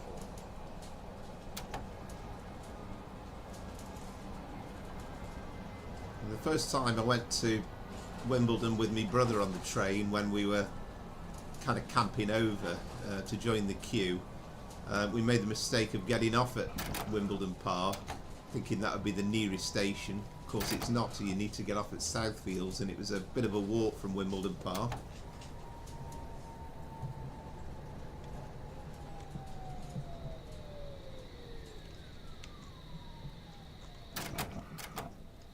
Actually, I'm a bit short here, aren't I? I'm not actually. No, I must give that a go. Between the train and the platform.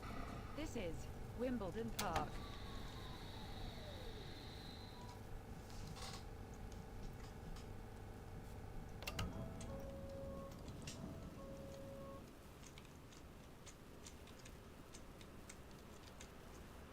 The next station is Southfields.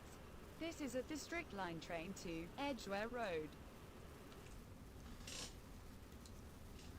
And I've got a suspicion with this run that, because I think I've done it before, that when you get towards the end, there's quite a bit going on, and you've got to keep your concentration going. So hopefully we won't go bashing through a red signal.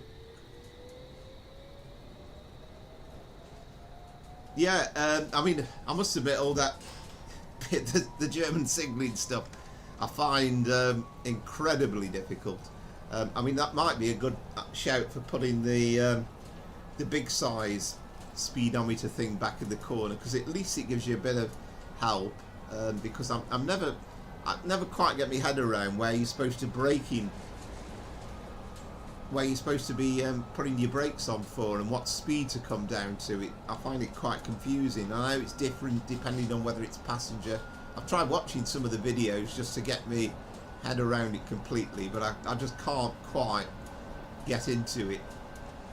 But I must give it a go sometime. I mean, that latest route, the Frankfurt folder, I've not even installed it yet.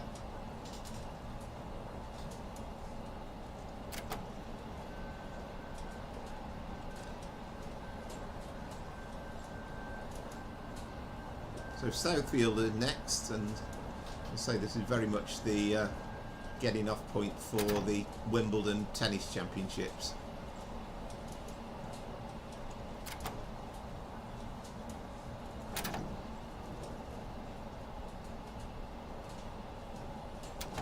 You know, bleeping going on in the background, but I'm pretty sure it's our oven.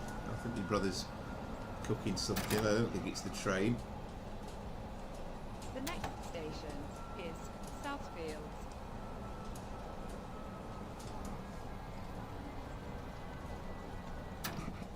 It's always good to have the announcements in. Got a feeling this was the experimental one with the announcements.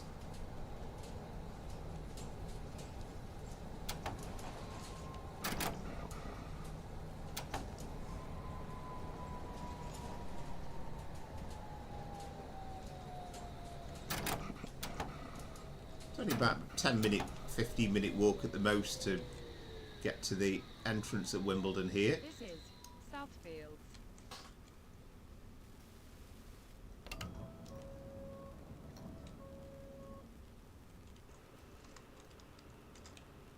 At least we've got the right destination on anyway, since we're off to Edgware Road. The next station is East Putney.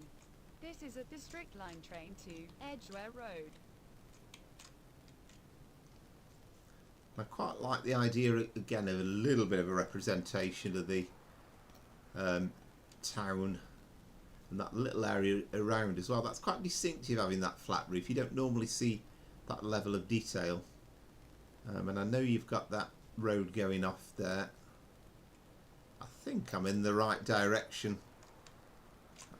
Okay, it's only modelled to a point, but I think that Wimbledon and kind of Centre Court and all that's in that direction.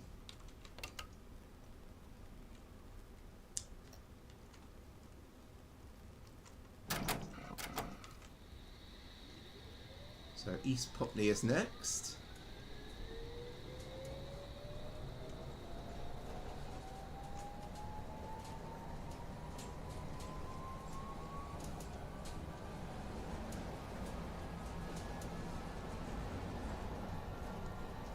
I mean, I think what I've kind of least been excited about with all the Train Sim World stuff is the those American routes where the kind of long routes, pretty much freight. There's not much going on scenery wise, and it's not particularly fast, so I can't quite get overjoyed about something like that.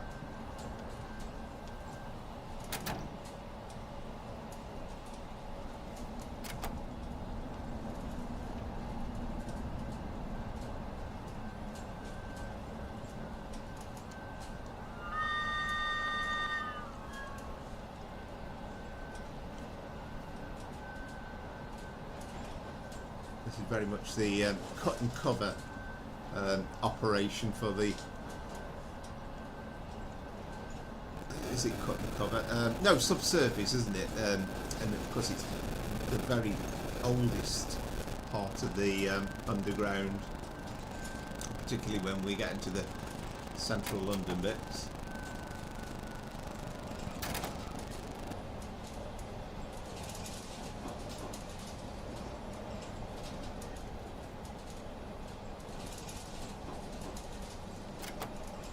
This has got a sound pack included as well, which is, well, I think it's originally from the next station is East Putney. Mind the gap between the train and the platform. I think it was originally done, the sound pack, by a German chap on, is it something like Rail Sim DE, something like that, his website. But I think the sound pack, his sound pack, Linus, I think his name is. I think it's also available on the Alan Thompson website as well. And stuff like that you don't need to be a member of. You can just subscribe to and get things like that for free.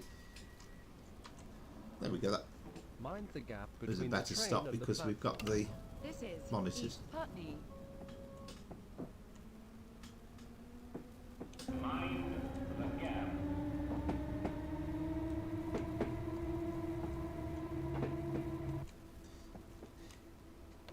Yeah, the famous Mind the Gap. The next Side. station is Putney Bridge.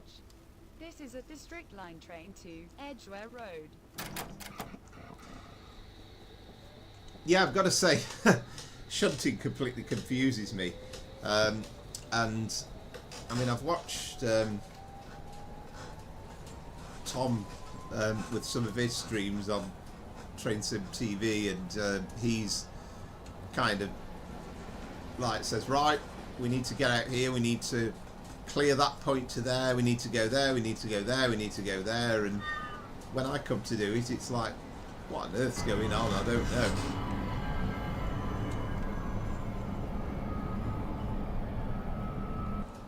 I love this little section actually.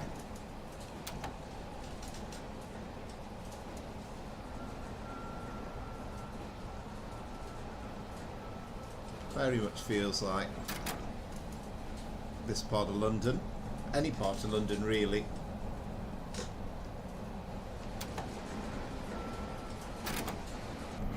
So we've been over the Thames once already.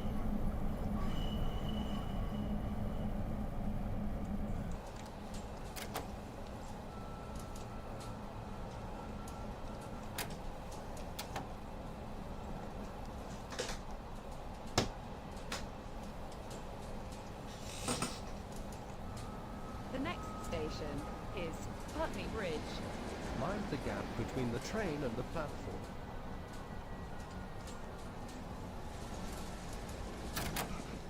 Slightly easier to drive this district line than the Met line as well, because you don't have to worry, have the same degree of anxiety about the approach control signals.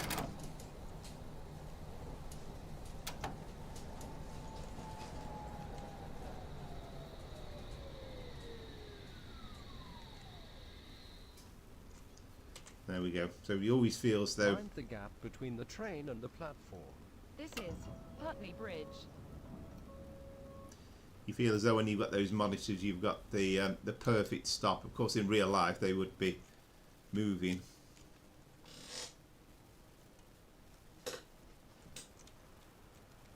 Yeah, perhaps... The next station is Parsons Green. This is a District Line train to Edgware Road.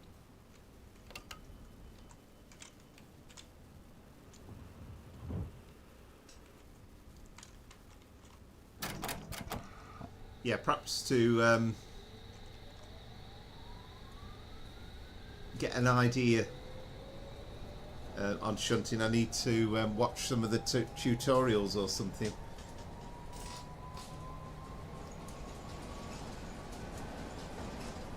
But sometimes it's like, when do you get the time to do all these things?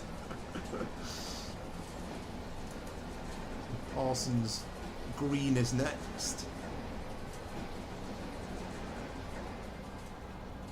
But again, I mean, the sounds that came out with this thing originally weren't the best.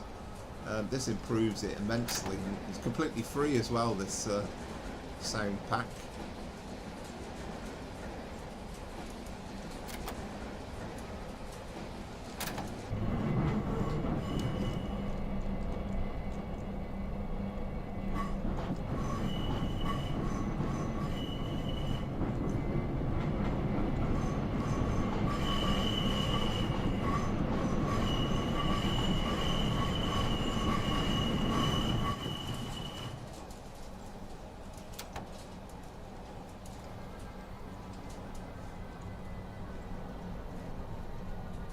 The next station is Parsons Green. Mind the gap between the train and the platform. Yes, that's train's classic, Christopher, the Stoke to Crewe. But this was created by the Alan Thompson team, AlanThompsonSim.com, and you do have to be a subscriber to use that. But it's tremendously good. And well, obviously we're only doing the Stoke to Crewe bit, but they've actually extended it from Birmingham through to Crewe, and then also via the main line through to Preston and to Liverpool as well. Between the train and the platform. This is Parsons Green. I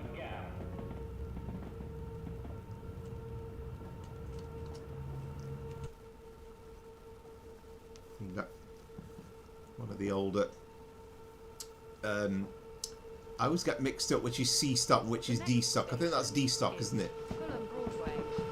This is a District Line train to Edgware Road. Or is it C stock? Because I think the D stock had got the single doors, hadn't they? Whereas that clearly got double doors.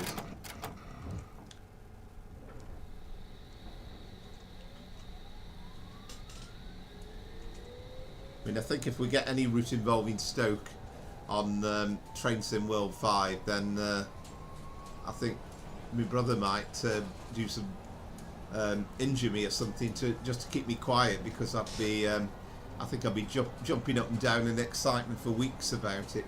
It always seems to me as though, I don't know what it is, but I suppose it's a slightly obscure part of the country, and people think of Manchester, they think of Birmingham, but they don't think of Stoke. And that seems to have even extended into the land of Train Simulator as well. It's taken a long time to have a good model of Stoke Station in the game.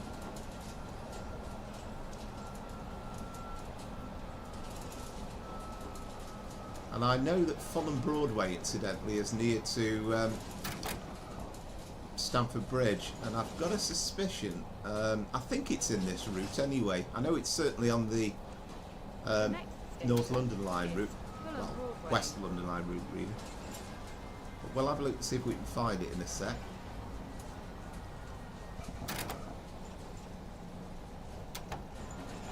I've said before, but I'd love there to be a sound pack for these C and D stop trains.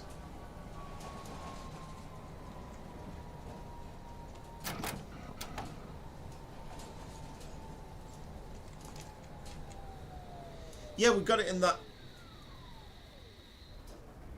We've got it in a steam route at the moment. This is Fulham Broadway.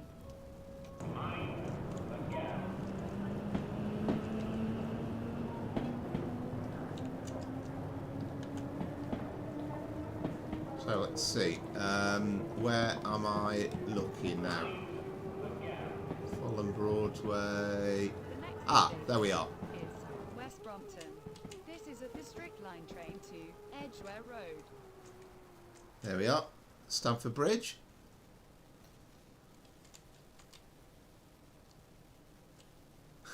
Like that idea as well, the monitor in the corner.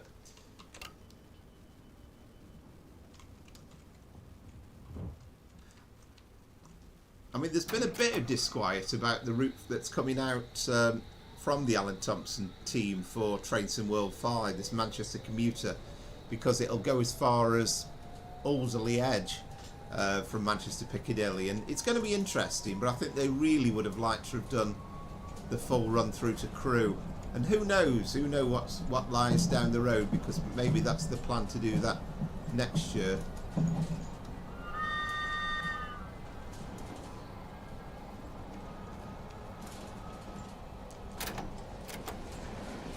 And who knows what Just Trains' next route is going to be as well. Maybe they might come down from Preston down to Crewe, but we obviously don't have a clue on that.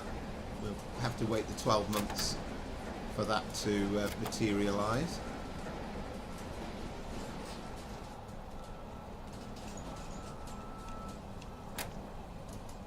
But the Crewe we've got from Train Sim Classic is quite a masterpiece as well. The next station is West Brompton. Change for London Overground and National Rail services. Mind the gap between the train and the platform.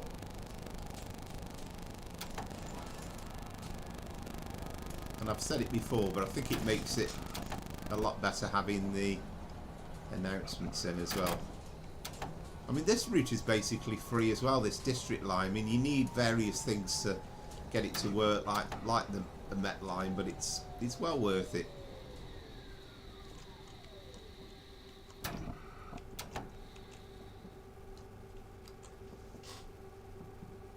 Mind the gap between the train and the platform.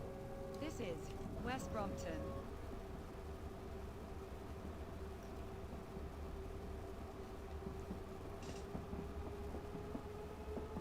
At least it does say district line there. The next station is Earl's Court. This is a District Line train to Edgware Road.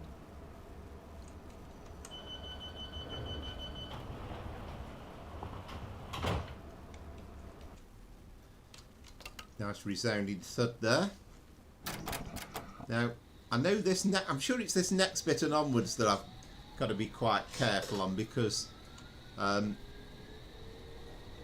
seem to remember, because I've run this scenario before, where it's a while back, but I've got a feeling that Earl's Court onwards we have a bit of traffic in our way.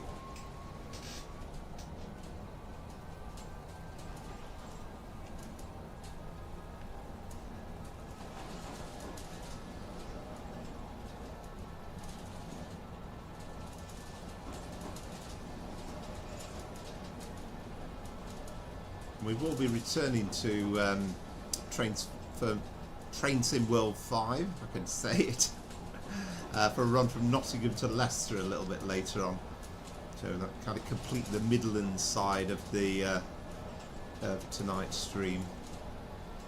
And again, thanks for everybody watching, and if you're enjoying the videos, hope you are, then please like and subscribe. I'll be tremendously grateful. Change for the Piccadilly line and District line services to other destinations. Exit for Earls Court Exhibition Centres. Mind the gap between the train and the platform.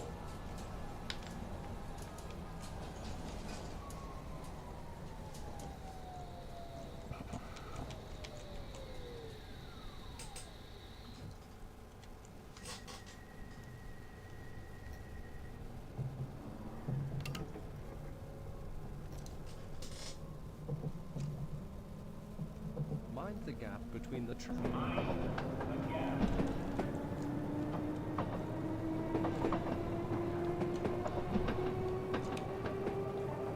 District line controller to T059. We're going to hold you here for a minute or two to let a D-stop come into platform 1 to go ahead of you to catch up on his schedule. Please inform your passengers there will be a short delay. Thank you. Line control is out. Love the detail though in the stations that have been done here as well.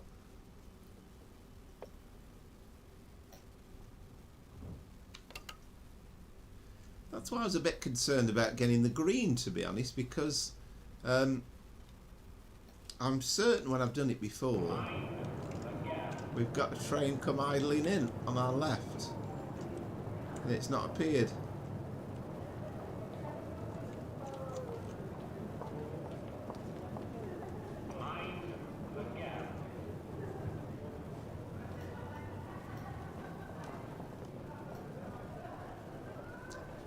Yeah, I mean the one coming in is in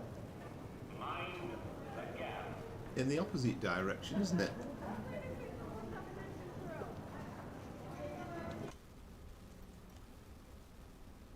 Well, we've got green for go anyway, so maybe we're just running a bit behind.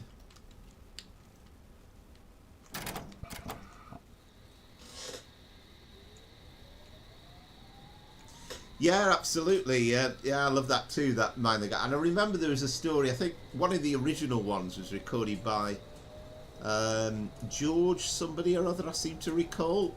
I want to say George Oswald, but I'm probably miles out, but certainly George something, I think. And there was a story about when he sadly passed away, and they then thought about actually changing the announcement, and his wife was not too pleased about that, and they kind of changed their mind because she kind of said, look, I love to travel on the tube just to hear his voice and still hear it going, and they kind of put that back in.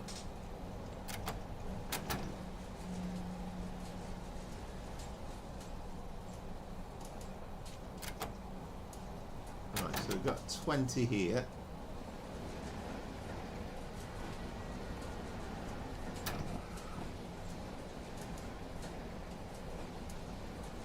Coming into High Street, Kensington. So we've still got greens.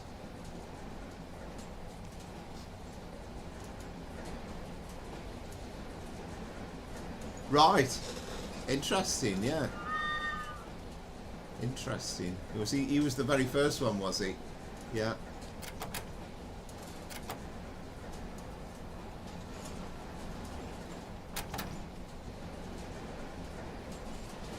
I mean, I can still remember, I mean, I'm sure you can as well, travelling on the tube, and there just wasn't any announcements about the stations and all the stuff that you get now. So you'd be very carefully watching your maps, you know, when you're not familiar with a particular line, just to take a check on where you're going. It's much easier nowadays. And of course, the technology wasn't quite as good as it was. High Street, Kensington. Mind the gap between the train and the platform.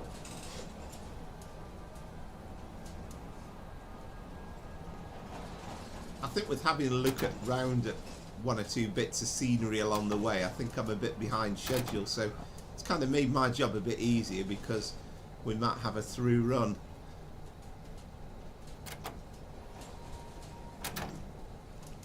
But, you know, it's more entertaining watching me sweat. However, what have we? No, we got green, haven't we? Oh, have we?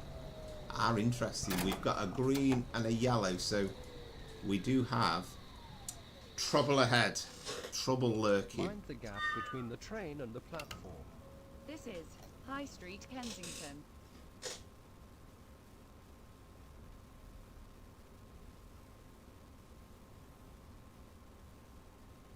Oh yeah, I mean, you just couldn't imagine it, could you?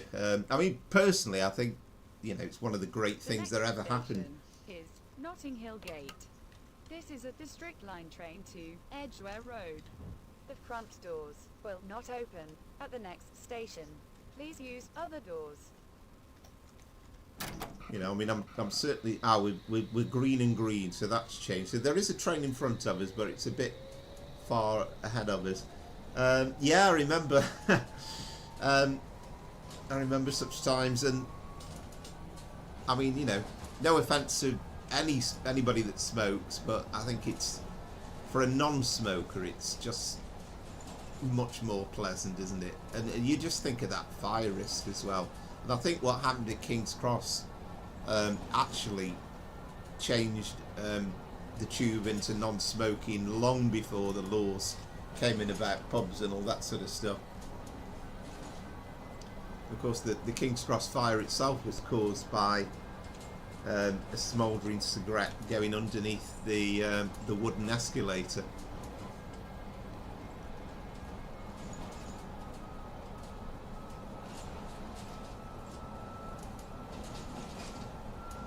I mean, I know you're a great fan of the travelling on the Underground, and you know, I do think the one thing it does really well, Train Sim Class, it does represent the sounds and the feel of it really nicely. The next station is Notting Hill Gate. Change for the Central Line. Mind the gap between the train and the platform. The front doors will not open here. Please use other doors. I mean, sadly, when it says the front doors will not open here, it's not quite sophisticated enough, the game, to actually carry that out. The front doors will open, but we'll just have to pretend that they haven't.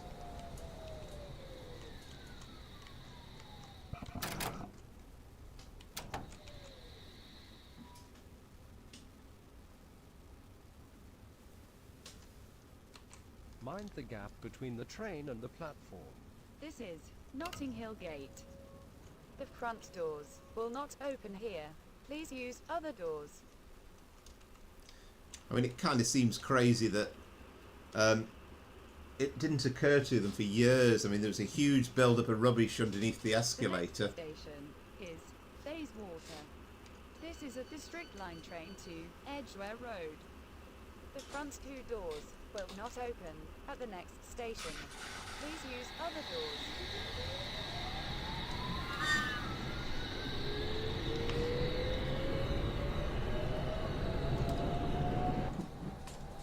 I am going to go in the cab because I'm just remembering there is still potentially a train ahead, so I don't want to go hurtling off.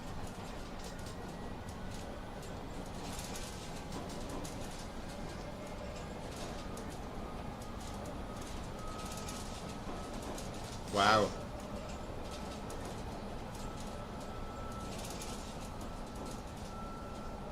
Wow. Yeah. That's incredible, really.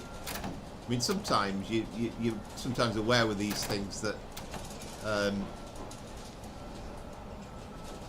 you know, how close you were to these things. I know I have an uncle who, I've never really asked him about it, but I believe, my mum always used to tell me that on the day of the Moorgate tube disaster that The next station he is Bayswater. thinks he may have The like front two doors just will missed the not train open that here. crashed. Please use other doors.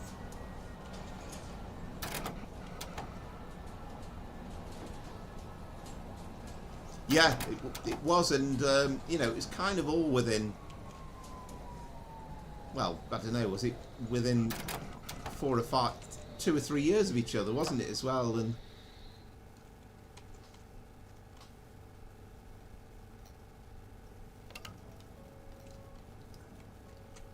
This is Bayswater. The front two doors will not open here. Please use other doors. just seems amazing that, you know, it didn't occur to anybody. I mean, it's easy to say, I suppose, in hindsight, but that it didn't occur to anybody that there was rubbish underneath and that it was a potential fire risk. Paddington. This is a District Line train to Edgware Road. The front doors will not open at the next station. Please use other doors.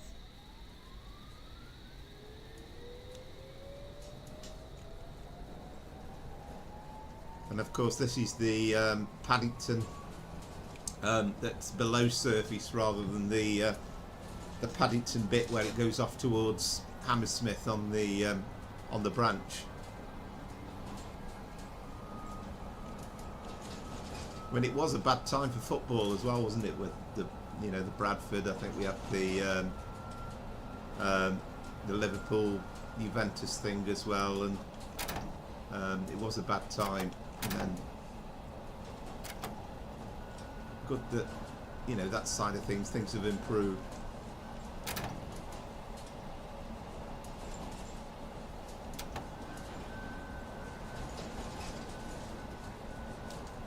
So I've got to confess, this hasn't been as challenging a run as it might have been, and I think that's just because showing around you a bit of the scenery, I think it's made this run a lot easier. The next station is Paddington. Change for the Bakerloo Line and National Rail services. Mind the gap between the train and the Yeah. platform. The front doors will not open here. Please use other doors. And I think the shame was that, at Heysel it was the stadium was just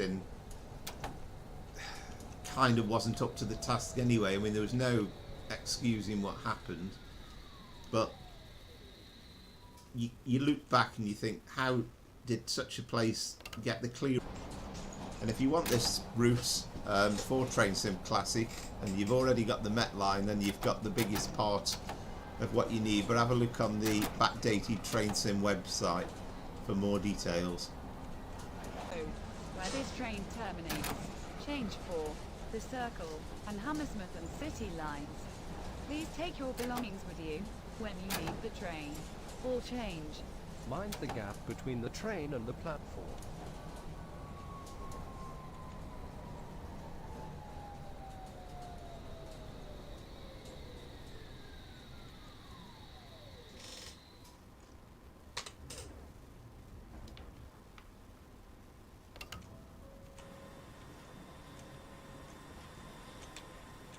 Mind the gap between the train and the platform.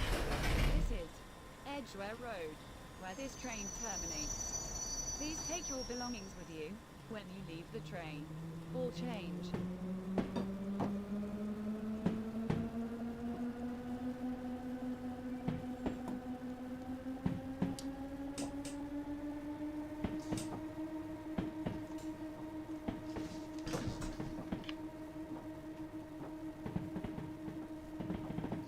Okay. Well, I had a little thing saying that the chat had been disconnected but has now been ended. Sorry, it's been reconnected. So hopefully you're back with us. Well, that was a really good run, and I just stayed silent there at the end with the departing train, because that was almost a nice piece of footage in its own right. Really, love the District Line, love the creation that's been done. I hope there's more of it to come, because we've still got bits of the line to do up to, Upminster in theory eventually, but I think there's still a few bits and bobs.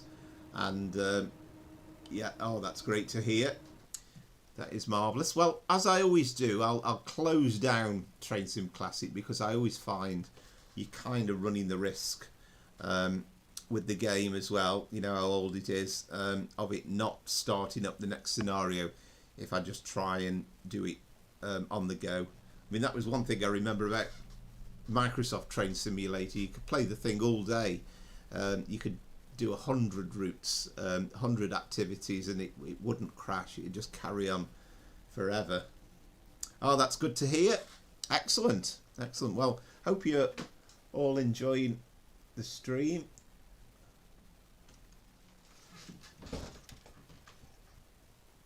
Right, where are we? 1929. So 7:30 at the moment, so we should be all right, I think.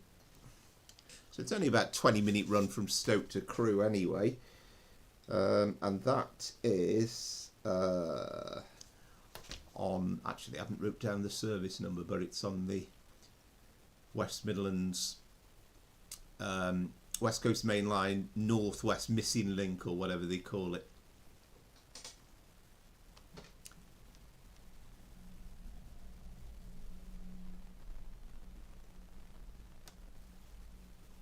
Right, oh, that seemed to take forever to get into standard.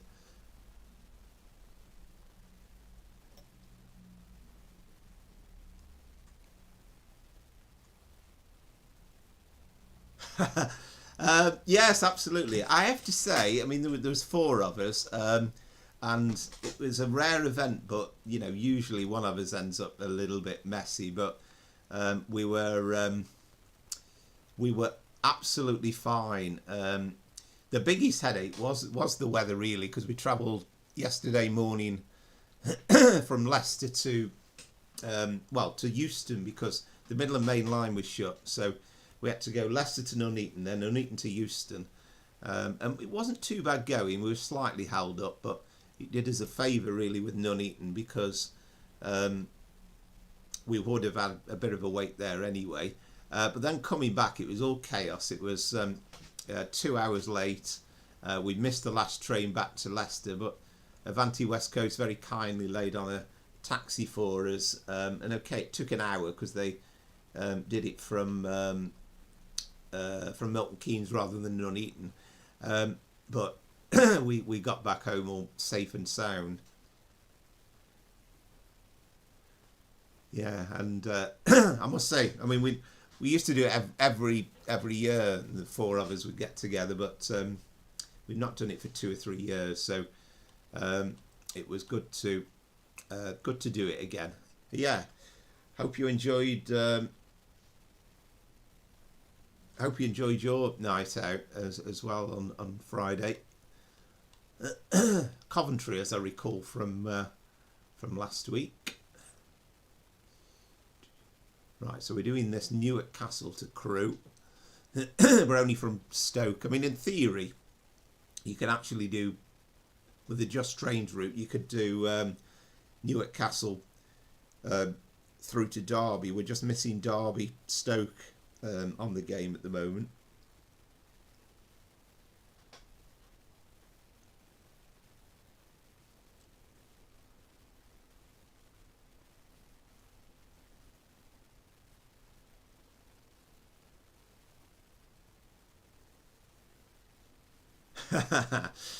Yeah, absolutely. And it's happened to me many times. You know, I get my mates all say I'm a bit of a lightweight, and but yeah, managed okay this time. But yeah, I suppose I thought in the back of my mind, well, I've got to take it reasonably easy, because need to make sure that we're up and running for the stream today. So glad that you're all tuned in and watching. It's very good to see.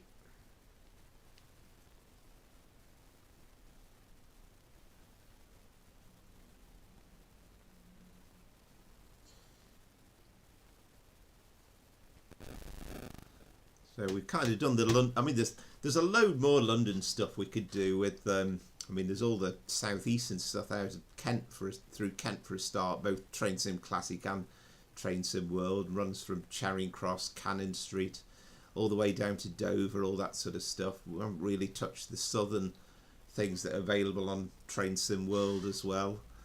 Lots of Great Western stuff. So plenty to do.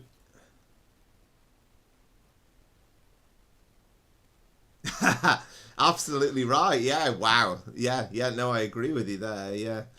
Yeah. Absolutely. Even the pose looks right as well somehow, doesn't it?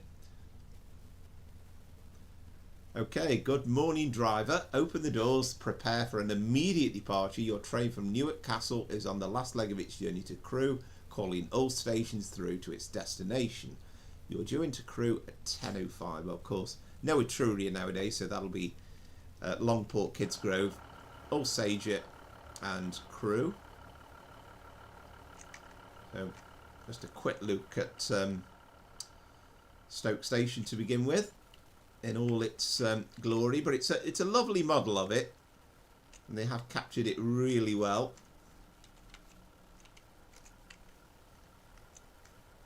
That flag never moves mine, but that doesn't matter. And okay, these are obviously pictures, but it kind of works. It looks good. Ah, excellent. Yeah, I mean, Crewe Station. I mean, some people say, oh, there isn't the traffic that you used to get in the 80s, but it's still, there's still a lot there. It's a lot busy.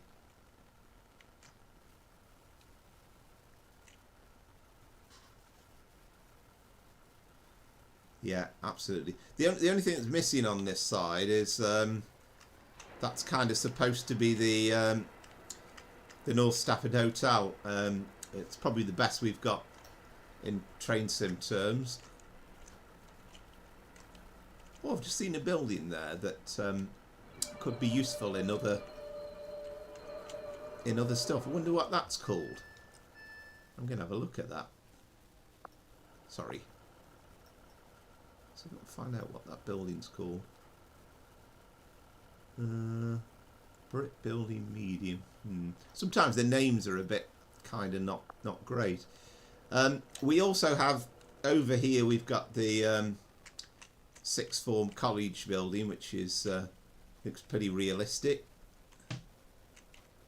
We've got the A500, but it looks as though it's shut because there's absolutely no traffic on it. You've got the canal, but they've got all the underpasses put in, and you know, it looks pretty realistic. Anyway, let's get the train set up.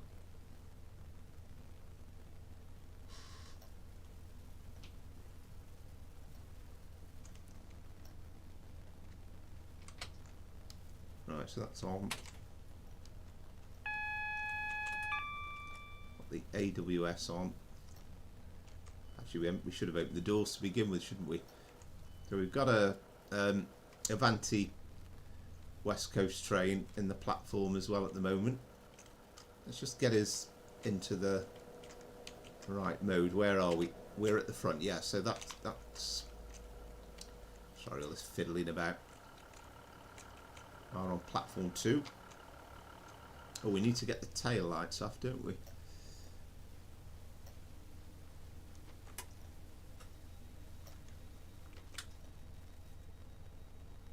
Right,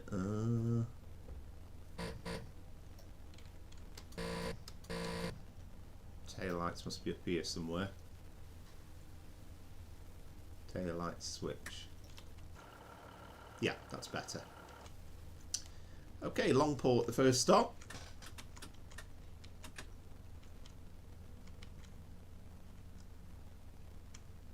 Do you know, I can't.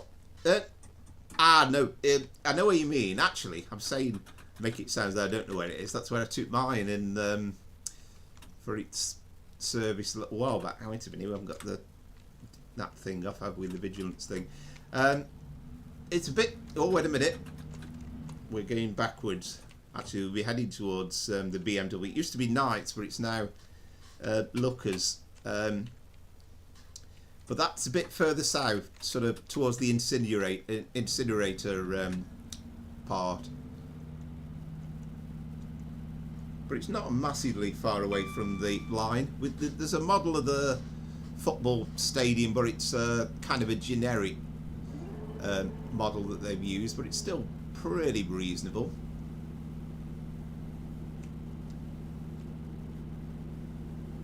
Of course, we're coming off from platform 3.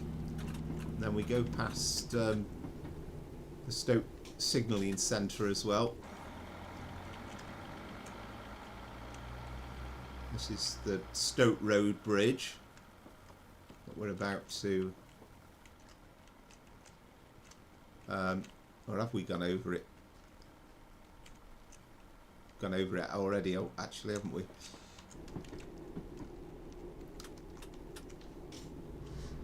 Should have showed you Glebe Street Bridge actually at the back. Yeah, very much so. Yeah, I agree with you. I mean, if you sort of, particularly if you looked at, say, Middlesbrough, the Riverside Stadium, and you looked at, well, I still call it the Britannia, the Bet365 Stadium. I think the only difference you'd find, essentially, is that one's kind of got an extra stand, or what, you know, an extra bit filled in the corner. There was a Northern Class 319 on a Stoke Manchester Piccadilly service.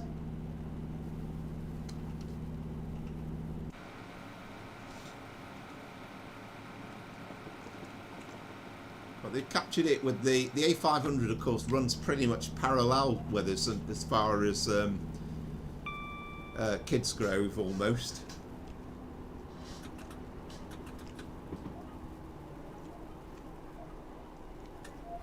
This is where Etruria station used to be. So you'd have the platforms here, and then there were some steps which would take you up to the... you could catch the bus, go through to Hanley or Newcastle from there.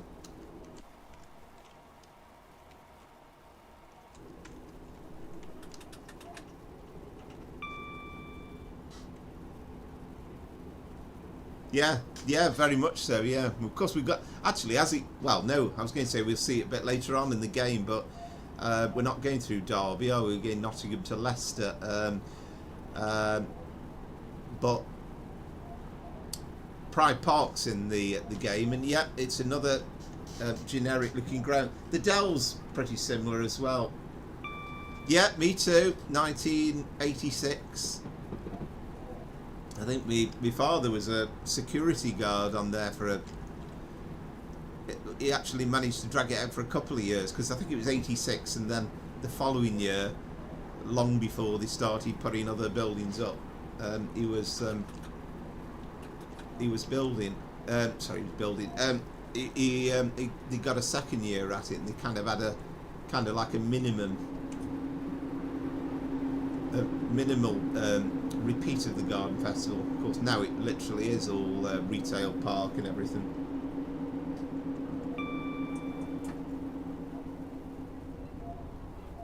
Oh, that was nice. Nice bit of freight action there coming in. Was that a 60, I think? We're coming into Longport.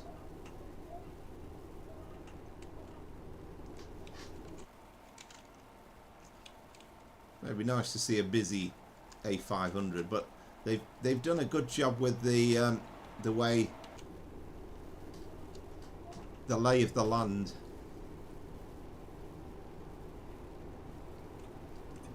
Let's put some brakes on for the stop into Longport.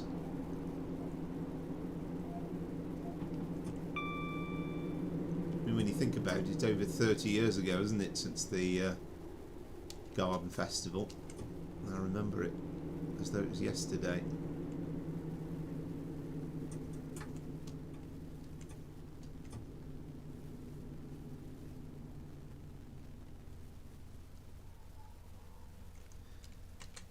I mean, this scenario has been done.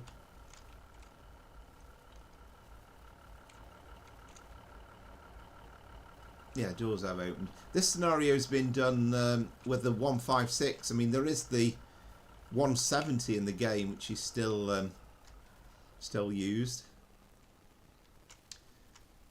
And again, showing back no traffic, but I love the detail there that they've put in. You know, the roundabout properly, and you know that. There, I know there is a petrol station there too, and that does go off towards Middleport and Burslem.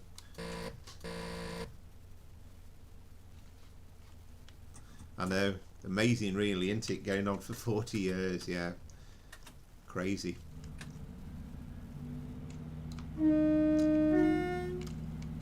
But I do prefer driving the 156 to the 170. Again, I love these old British Rail Engineering Limited Brel, the older units. So, to Kidsgrove next.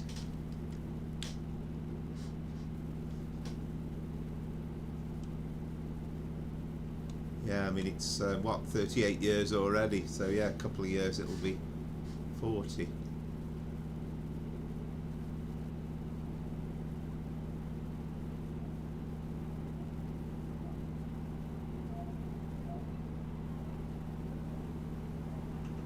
I mean, it's good that on Train Sim Classic now we can do Birmingham New Street through to Crewe.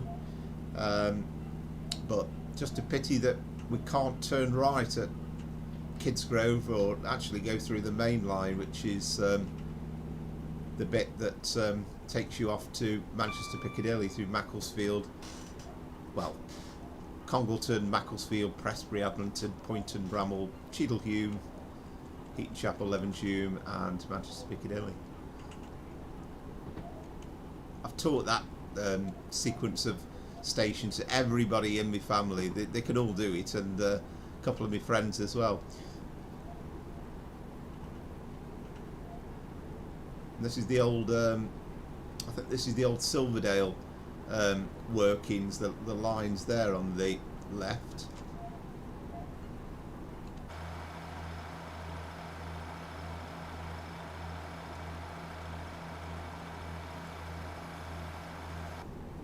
So we're on a bit of a climb. We're kind of struggling to accelerate up the hill.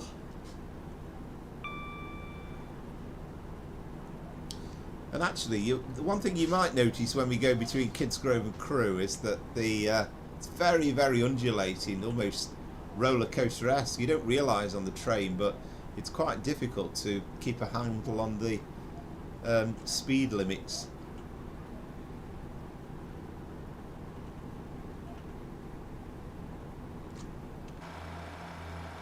That's the one of the JCB units in the background. World Parts it might be from memory. I don't know whether there might be some plans for that no longer to be the case, but I'm not totally sure. Might be wrong on that.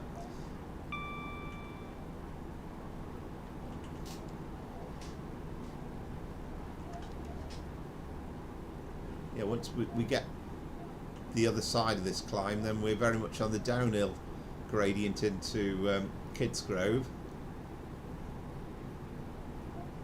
We've got Harecastle Tunnel coming up, which is was rebuilt in time for the West Coast Main Line electrification in the 60s, and that was to the old tunnel just wasn't up to modern standards. And I've got a feeling the old tunnel still exists. And there's also another very distinctive feature about Kidsgrove and the canal. I always used to think it was pollution and dirt, but it's apparently not. It's something to do. I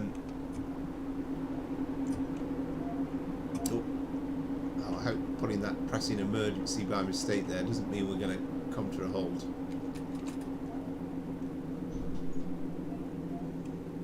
Seems to be slowing down a bit quick. Might be alright.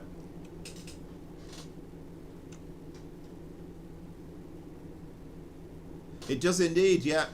Alsager will be our next stop. As far as I know, there's always that debate this part of the world whether it's Alsager or Alsager, but I mean, to my way of hearing and from what I'm told by people that I know, it is Alsager, but I think Anne Jeremy on the train announcements calls it Alsager. Yeah, Alsager. That's the colouring on the canal. Something to do with the sediment, I think, from the walling.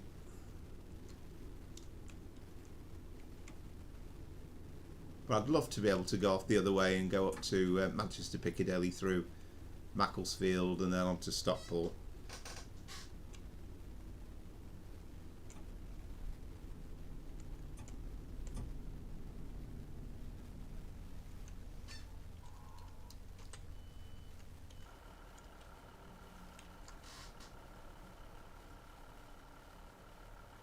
Oh, absolutely, yeah. That's one of the old debates, isn't it? And I remember even Guy Mowbray having that argument or talking about that on the football when they played Liverpool in the FA Cup a couple of years ago. But I mean, I've always thought, well, the birds are the shrews, aren't they? So have you ever heard anybody call them the shrows? But you know, I think it's one of those things. I'll probably upset half of Shrewsbury by if I say Shrewsbury or Shrewsbury. So I'm not gonna pursue that one massively. And lovely how what they've done with the canal. And I think here, and this again is a lovely bit of detail. That's the, okay, kind of, you can see, well, I wonder if that's kind of half realistic with the barrier being across, but that's obviously Harecastle, if I can say it, Harecastle Canal Tunnel, even to the extent of seeing running water.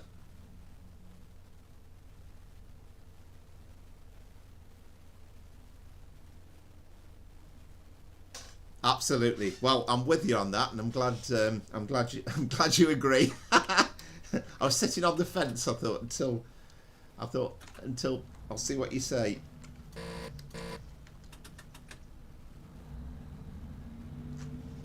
But yeah, who's called of those birds called the shrows?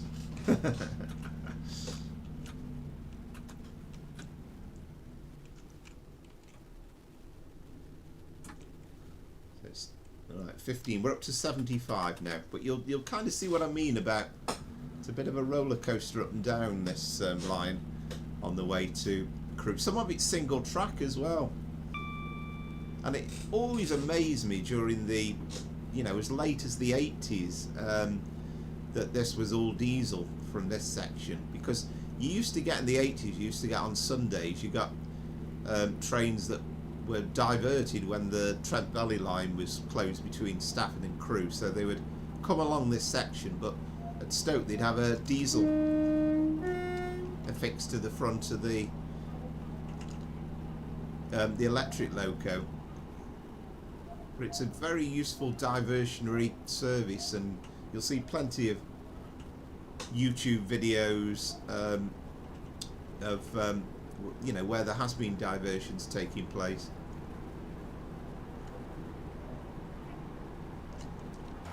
But I think they captured the route really nicely.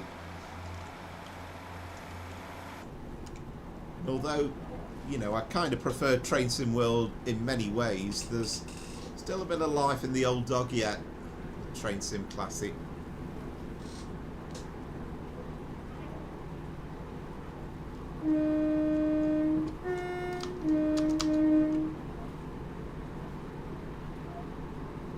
Some of these route builders, you know, you see some of the detail they've put in with the catenary to try and get it right. Yeah, we've got a very much a downhill section here. And we are less than a mile away from Kidsgrove Station.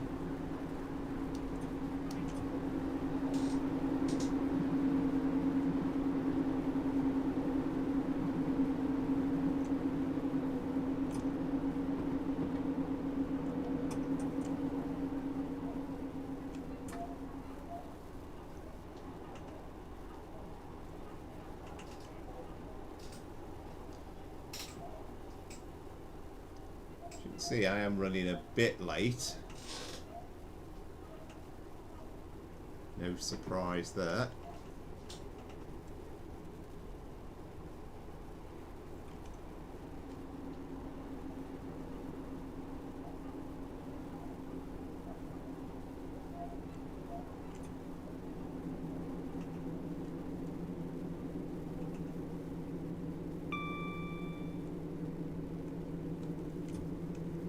Again, they kind of made the effort. You have to be a bit careful. No, I've put emergency on again.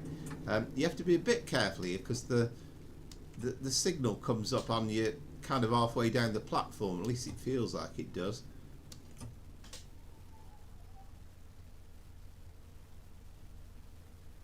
Well, there's been no new routes released, and I think a lot of December's all about kind of what's coming up. So we know now that the Midland Main Line is coming up. at some point, which is going to be Willesden Junction to Stratford, and that kind of fits a bit in with what we were doing earlier with the 378.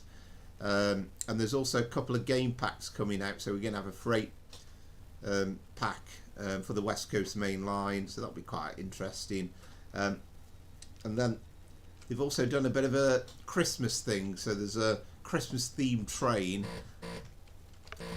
which is kind of, I think, replicating something similar to what's planned in real life, although I think it's a little bit artistic license. And there's a chance, so the chance next week might run that. I'm not a massive fan of American trains, as I was saying to Amaze Taze. I find a lot of it a bit boring, but we might give that a try because it does sound interesting.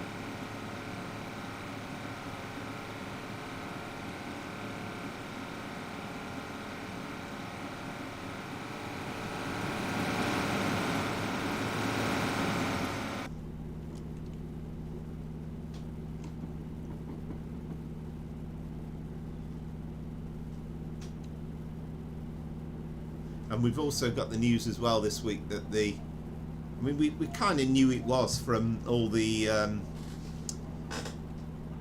stuff that have been posted, but Just Trains are bringing out the Class 86 for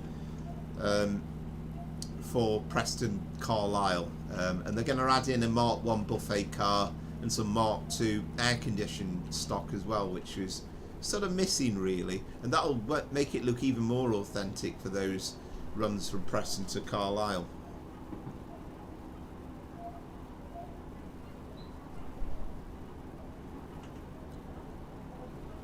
We will be coming into the Bay platform, of course, terminating at Crewe. I think there used to be a station at Radway Green years ago.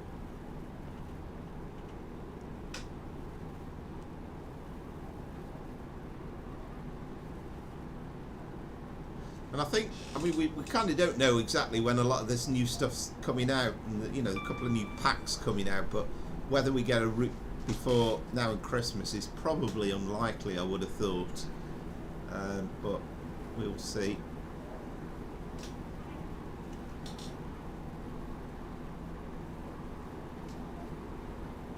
And I mentioned that Manchester commuter route, looking forward to that, but hoping that at least over the next couple of weeks they might kind of give us an indication of when it's coming out and give us a bit more detail.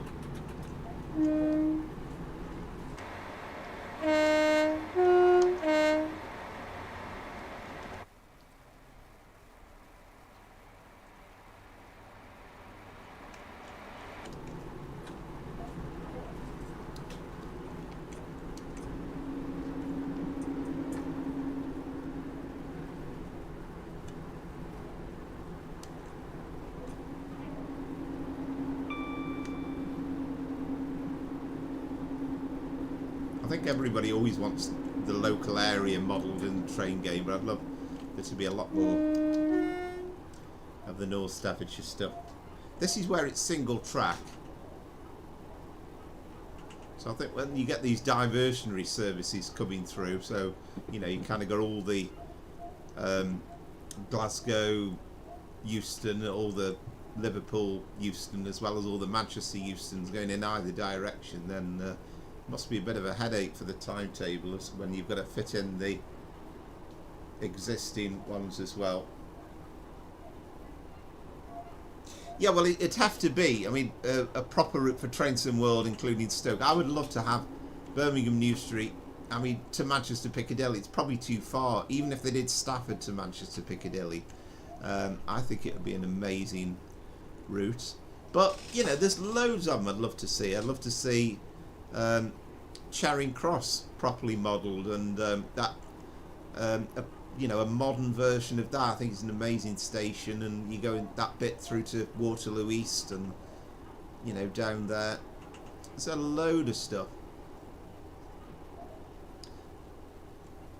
I mean, that the kind of problem is you're limiting your expectations, because it's no good saying, well, I hope they do Euston to Glasgow, because the realistic thing is they're never going to do it. It's just too far, too long. Most of the stuff is more or less an hour's drive, and in some ways that fits in quite nicely for driving, because you know, some people really don't want to be driving, city driving, particularly an individual route for hours on end.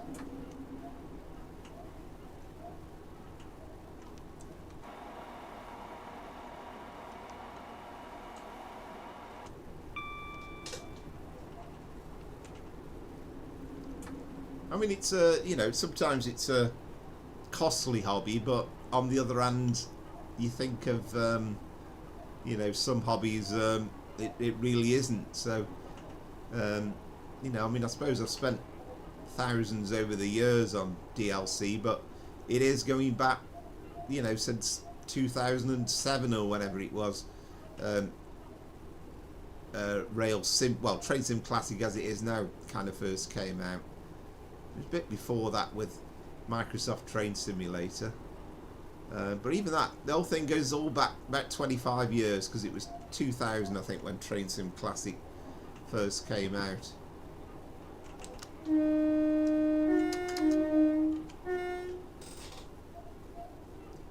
We are on the final stretch towards Crewe. Got all the various yards and depots, the electric depot, Basford Hall with its labyrinth of freight lines at the back of the station.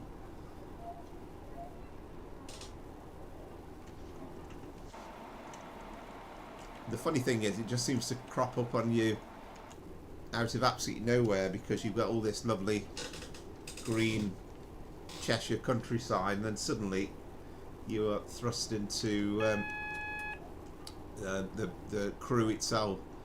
There's one of the old I remember, might have been the old Michael Palin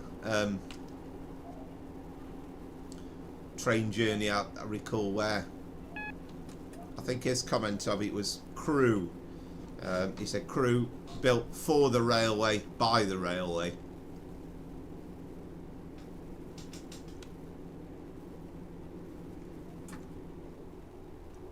But I think more than anything, it's just exciting, all the stuff that keeps constantly coming out. I mean, it just makes you kind of want more, and I guess they've achieved their objective by getting to that state.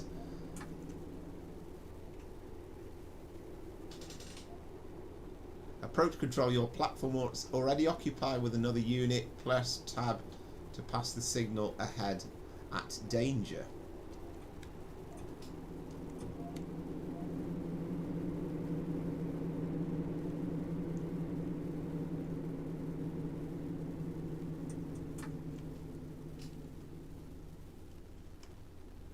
We should have the AWS ramp. If we press tab, it says we're approved, and that's always a clue anyway when you've got those lights. I'm never totally sure whether it would show like that exactly in real life.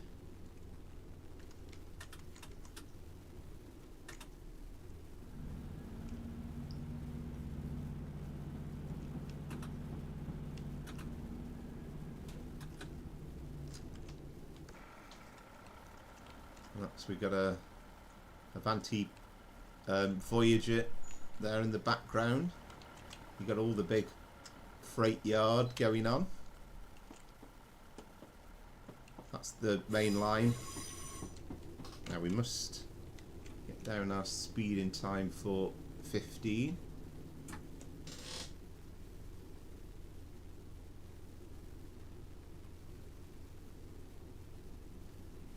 Yeah, well, I think so. And I think, you know, you think of all the hours of entertainment each one's provided.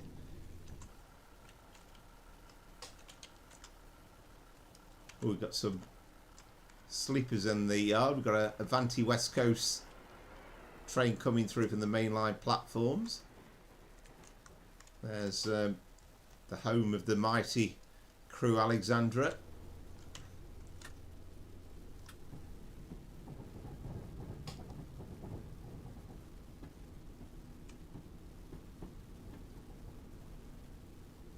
And I think, I mean, this is the route that was brought out for the Crewe Holyhead route, but it's, you know, it still very much represents Crewe in all its glory. Yeah, this is an unusual event because it's not that often in train sim that you come into a platform where you've got another train already in the platform. So we'll take it slowly because we don't want to ram into the back of it and send it spiralling up into the air and derail the 350 as well that's alongside it. We've got a 319 Northern one behind it on a stopping service to Manchester Piccadilly by the looks of it. Because they used to be Crewe Birmingham New Street, those 350s, but they're only Crewe Stafford at the moment. Now, have we got all of the train into the station? Well, we can probably go a bit further up. Not totally sure if it means that the service coming back is connecting.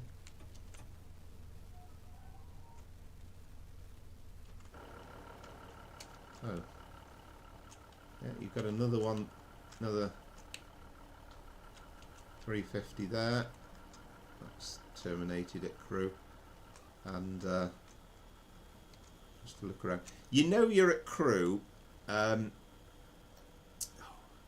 not going to give me a chance to have a look around, but you know you're at Crewe when you see that walling like that.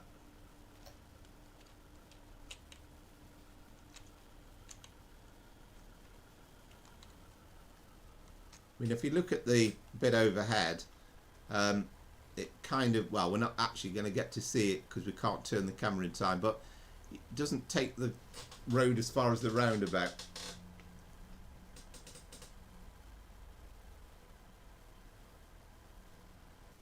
Yeah, well, they haven't modelled the return run anyway.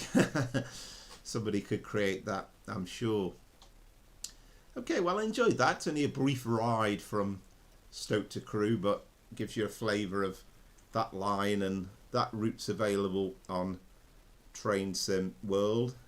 Sorry, on Train Sim Classic from Alan Thompson Simulation.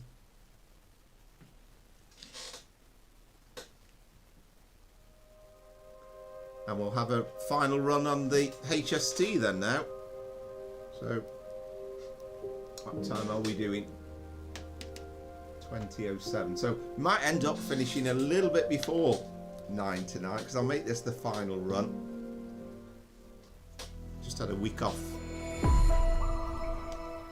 work, so back to the grindstone again tomorrow, unfortunately. Well, I didn't mean to do that. So at this point I find that I haven't got Midland Main Line installed. Sure I have, haven't I?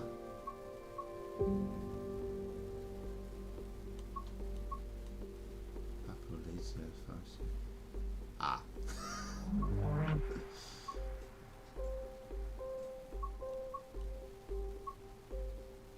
Right, I remember now. I've not reinstalled my Midland Main Line, so we won't be doing Nottingham to Leicester at all. But we'll do a Great Western Express, and we'll do a HST and take it from Paddington to Reading.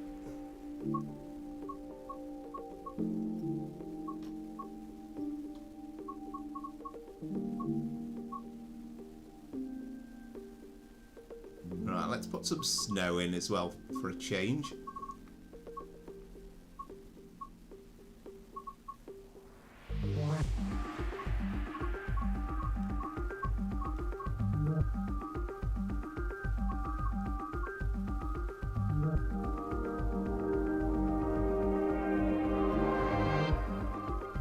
So it says 31 minutes. I'm wondering if the 31 minutes means a stop at Slough. We'll see.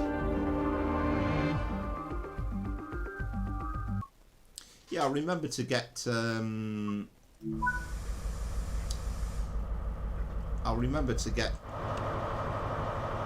Midland Main Line installed again.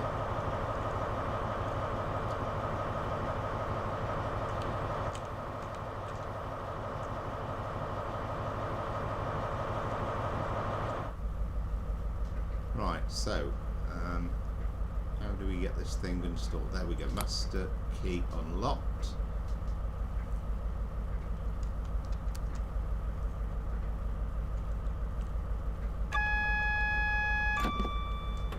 Got the AWS on. Oh yeah, this tells us. Yeah, we do. We stop at Slough. Oh, I've worked that out well then.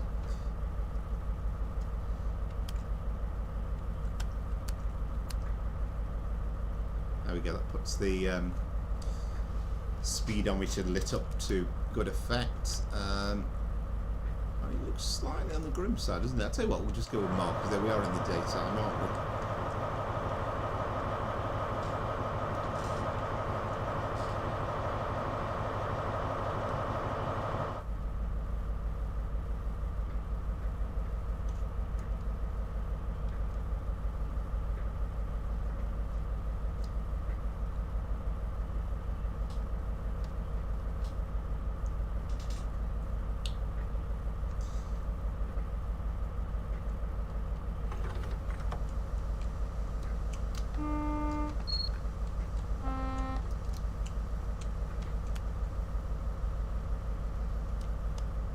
All getting wrong now.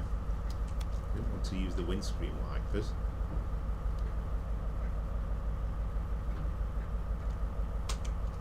Parts we want, that'll do. Over there.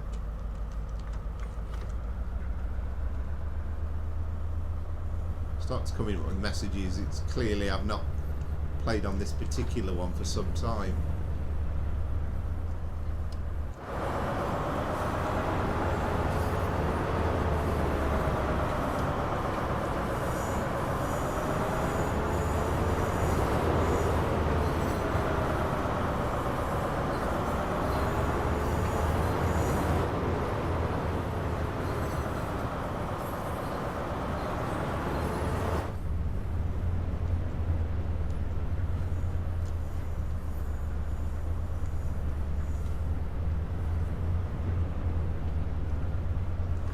Might actually be getting a bit of wheel slip here, because you've got to remember, being in the snow, it's probably not an absolutely ideal thing to just put the thing into full power.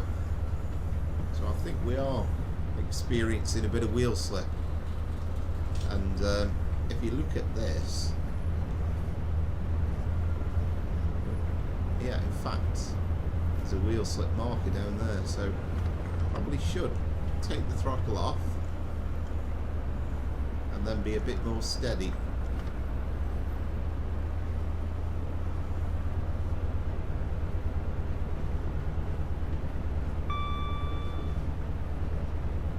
And because I'm not used to doing it, we must be careful about stopping at Slough as well.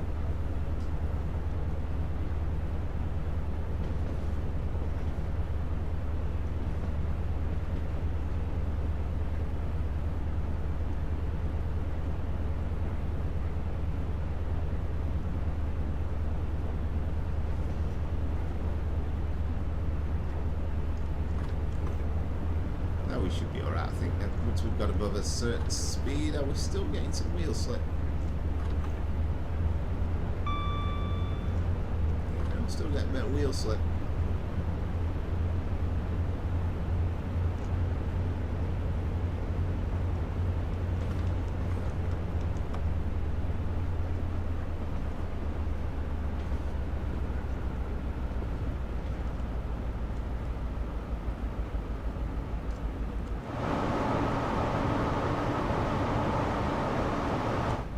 I think I've said before as well, but oh wait a sec, maybe turn it down slightly, but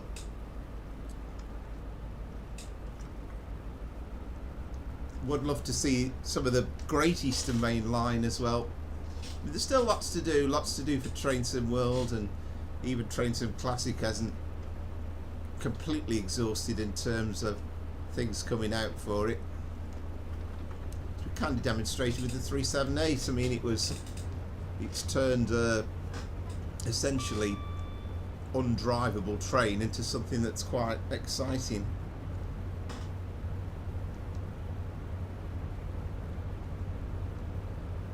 I mean, I know there's a remaster coming out for Great Western Express, and again, they're adding a couple more liveries, do bring up the lighting up to the standard of the more recent Train Sim World routes. I mean, what I really would love them to do is actually finish off the catenary and then introduce the Azuma. I know they don't call them, you know what I mean, the IATs on the Great Western, and I'd love them to do that so that you could do it on the full run, and again, you know, redo the Aventura, but it all depends, I suppose, on them getting some sort of license with the TfL for Elizabeth line trains. I mean, they've got a good relationship with them already though for London Underground and the Overground, so it might not be totally impossible. And even if we couldn't do a full run to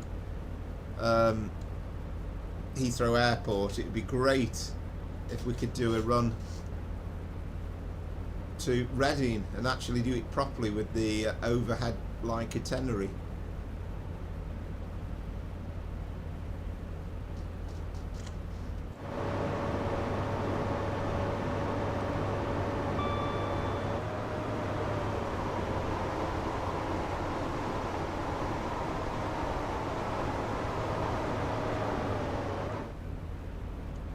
I mean, it's taken a lot more effort to get the speed up on this because of the snowy conditions.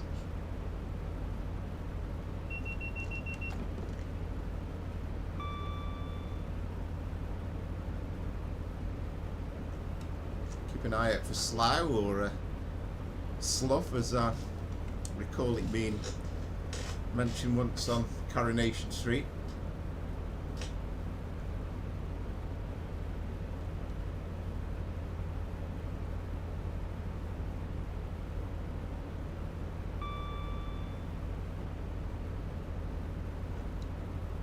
But again, just to say thanks to everybody that's been watching and has watched, and whether you're watching it live or you're watching it back, and if you do want to like and subscribe the channel, I'd be tremendously appreciated. I try and do these live streams on the Sunday. I'm hoping desperately, really, find some more time to get more stuff uploaded during the weeks. It's just difficult with, you know, a lot of work going on, being busy, but this is kind of relaxation time in many ways, driving it, but just takes a bit of time and effort preparing, doing bits and bobs for it. But if you could like and subscribe, I hope you're enjoying the content and the journeys, then we really appreciate it.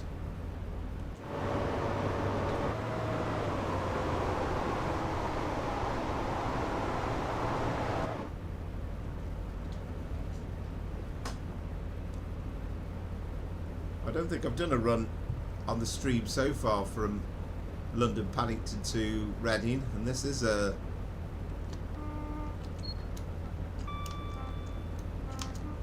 Ealing Broadway, wasn't it? I don't think I've done this run before on Train Sim World, so I mean, there's nothing stopping you from doing an LNER, sorry, a Great Western Railway re-liveried from Creators Club with a version of this.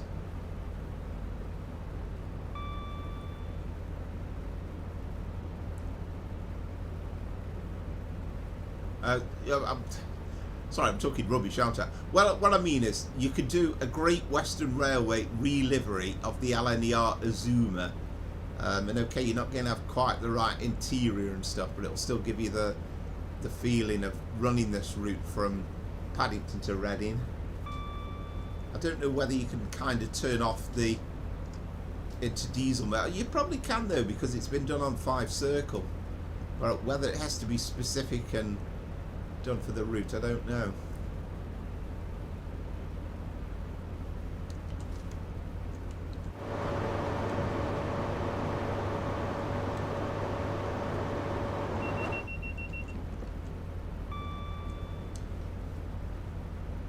there's one of these bridges above the Thames. Is it at Maidenhead? I might be wrong in saying that, but I know there's a single arch railway bridge, and when it first went up, people were kind of saying that'll fall down, that is not going to last, and because it was one of the great Isambard Kingdom Brunel creations, and you know, it's like 150 years ago, but it's still standing, still being used, still having trains pummeling over it every day.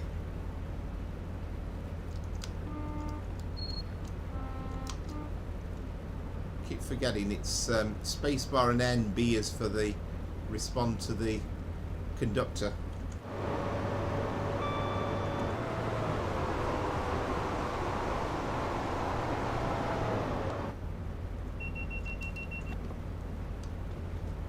We will keep an eye out for that.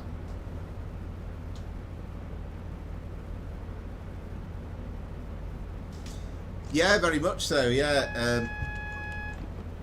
Amaze Tage, yeah, it really does, and I'll probably do a little bit more wintry ones as well as we head towards Christmas, because I think they do look lovely.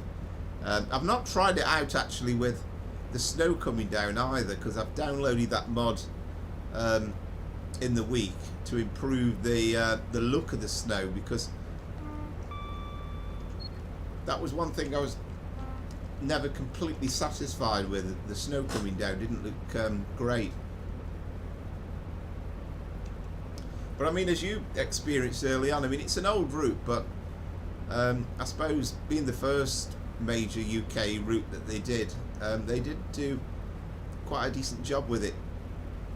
This is Airport Junction, the Heathrow Express lines and the Elizabeth line trains going to Heathrow Airport branch over the top.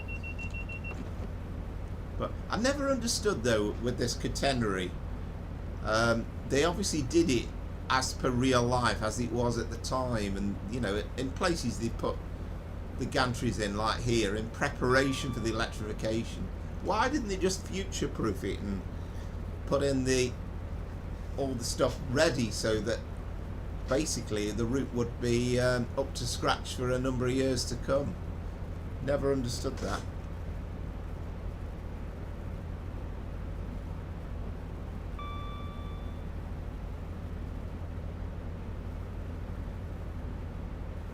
Yes, absolutely, yeah, so I understand, and I think I mean, there's one or two nice bits about this remaster. It does look good. But personally, I'd like for them to have done it perhaps as it is now in a way, and as I say, just finished off the catenary.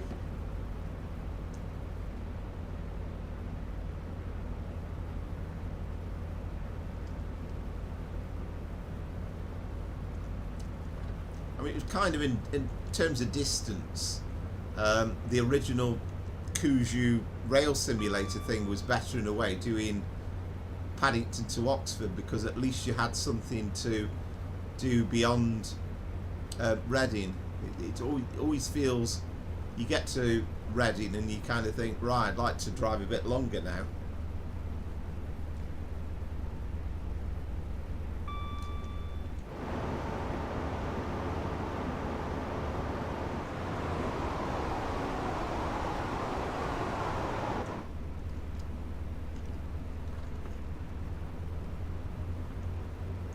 But I must admit, I think it's a lovely livery though, the green livery, and you know, that kind of throwback. I know when Brunswick Green was used on the, was Brunswick Green it was called, wasn't it? It was used on the locos, steam trains, back in the day. The carriages were painted brown and cream. Yeah, well, exactly, and you know, that's kind of, it doesn't feel like it's an amazingly difficult job, and as far as I can gather, oh wait a minute, I've got to think about this stop, haven't I, here?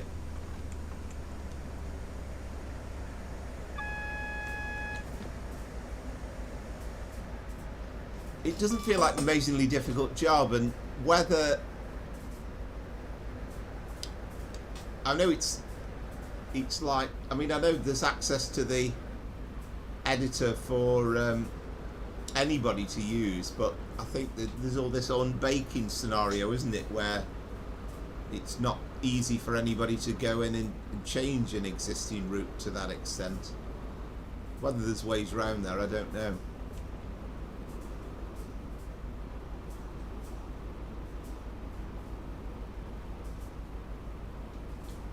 I'm sure if you're a driver, you're coming in on the snow, the last thing you'd want to do is to slam your brakes on really late coming into the station.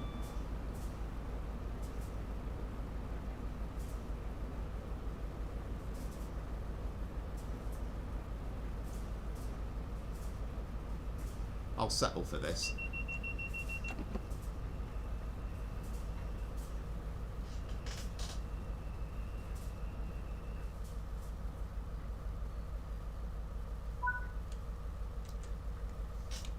Yeah, it's interesting, isn't it? It's kind of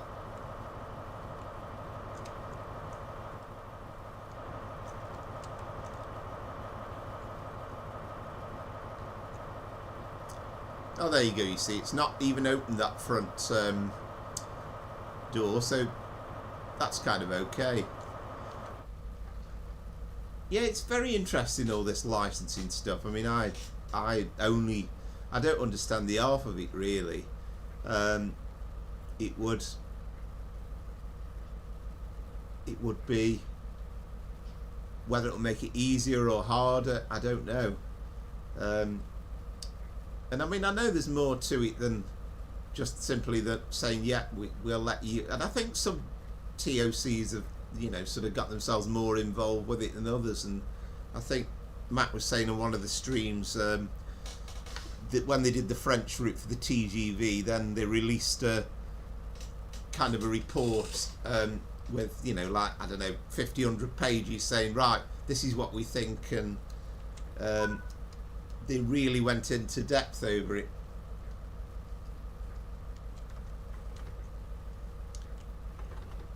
Right, let's try taking the brakes off first. So try putting the throttle on try and be a bit less like bull in a china shop, this thing now.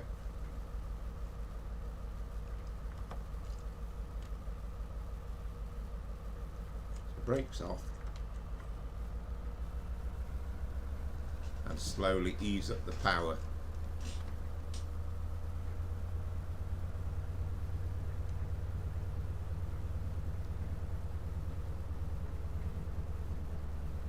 And I know, you know, I mean, it's obviously it's a big political discussion about, you know, what it'll mean for the railways overall, and, you know, I've no idea really. And I know, certainly read a comment about, well, it's not really going to make a massive amount of difference unless there's a lot of investment that goes in at the same time. But it's just kind of that overall principle, I suppose, about running a railway for the people and not necessarily, you know, not like sort of losing money, but not necessarily looking out to make huge money out of it. But I mean, that's all political.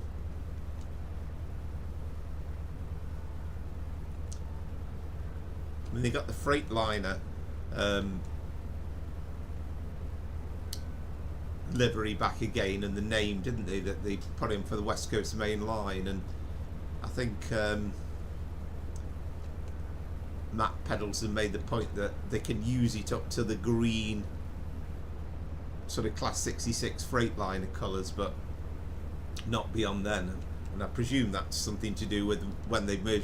It all gets very, very complicated.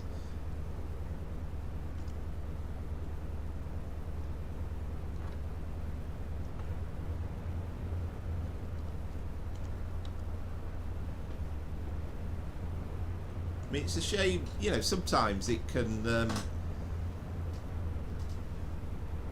it's kind of unnecessarily stupid, because, you know, you think things like supermarkets, and that would add a bit of realism if we could go past something that was clearly a Tesco or a Sainsbury's or an Asda, and they could actually put the names on, because, you know, it's kind of like, in actual point of fact, what harm is it doing? it's kind of advertising for them, really. And, you know, as long as you're not doing it in a derogatory sense. But you, in theory, you can't just go out and do that.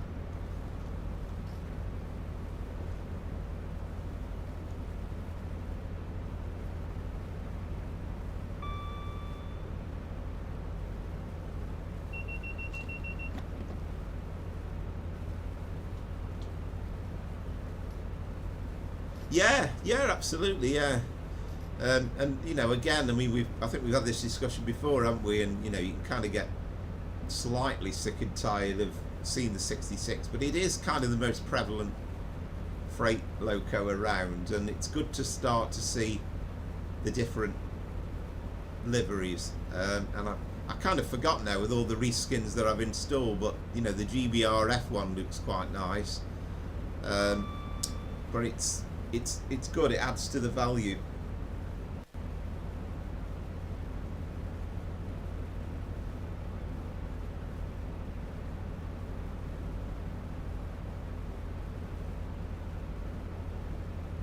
Yeah, exactly. It really is. You know, sometimes it's just something to for lawyers to get involved with and make a mountain out of nothing, really. I mean, I remember the story about Virgin trains and Hornby making a Virgin train livery. Might have been HST, but I think the story started along the lines of Richard Branson suddenly he was thinking about Hornby, and he said something along the lines to some of his senior people. Why haven't we got a Virgin train being modelled? And it was like, well, you can't because of copyright and all the licensing and all that stuff. And he's like, oh no, rubbish to that. No, I'm perfectly happy. Tell them go ahead and do it. And they did.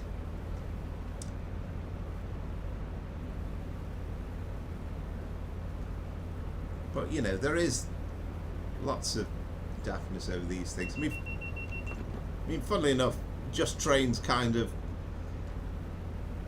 with their Hope Valley line and the Midland Main Line, they have put some stuff in there, and I mean, I presume they've had some advice on it, but as you say, really don't see what harm it's doing.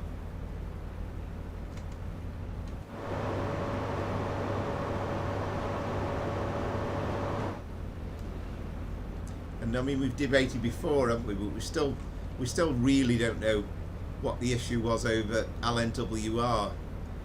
And I think that might have been the Single Arch Bridge. Is that Maidenhead? I'm not totally sure. I mean, I just hope the LNWR thing, I mean, it kind of doesn't matter for the PC user because we've got the branding for it, but I hope it doesn't stop like something like a 730 coming out.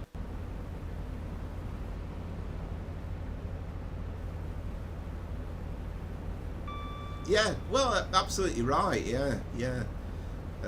And sometimes, I suppose, you know, from the train loco point of view, then I suppose you could understand a TOC being worried about. There's a video of this train on YouTube of it crashing at such, and you know, it looks incredibly realistic. People aren't going to like that.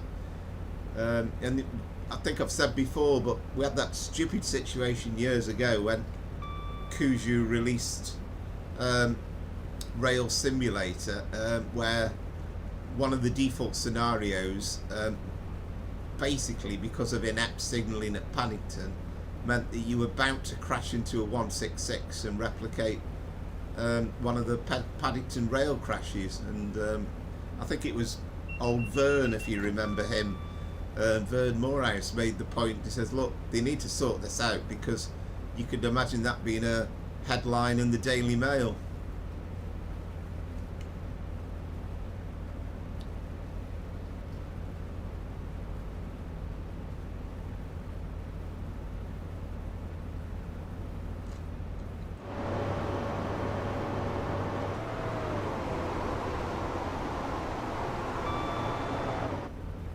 hoping we'll be a bit better, say the Royal We, but I'm hoping I'll be a bit better with the braking into Reading, because at least we get the slowdown, don't we, down to 50, I think, before the station.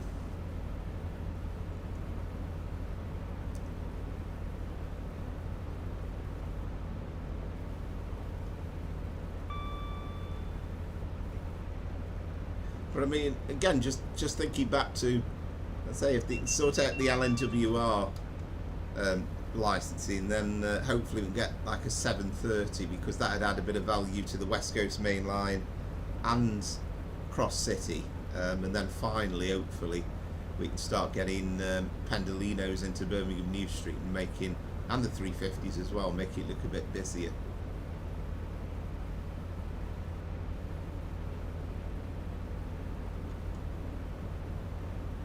They've obviously got that Daisy on board. I mean, I know she's kind of, you know, she's a senior conductor and she's not kind of at, well, whatever level they have to talk to get licensing sorted, but you kind of hope they'll get there in the end.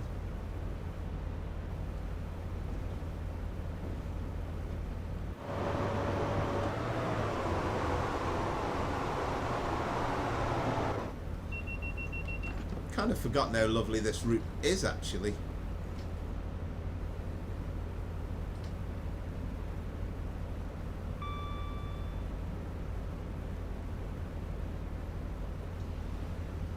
Oh, there's, speaking of a 66 on a freight working, that was the original one, wasn't it, when this came out? I don't know, what was it now, 5 years ago maybe, 4 years ago, a bit longer.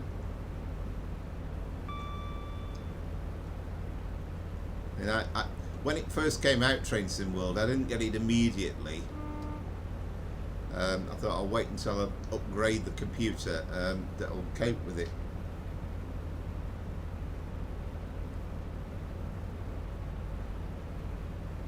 Yeah, well, that's it. And you know, for my, I mean, I love these sort of runs, but I love those sort of stopping runs as well. So the more we can get about that, the better.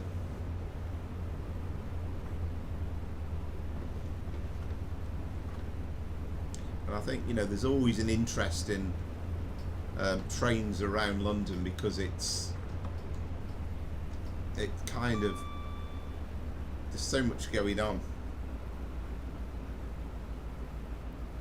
I mean, I'd love to see more underground stuff, preferably the ones that aren't sort of ATO operated. So I mean, we've said this before, haven't we, but the Met line would be good. Piccadilly line would be good as well, with the old the 73 stock, aren't they, on the Piccadilly line.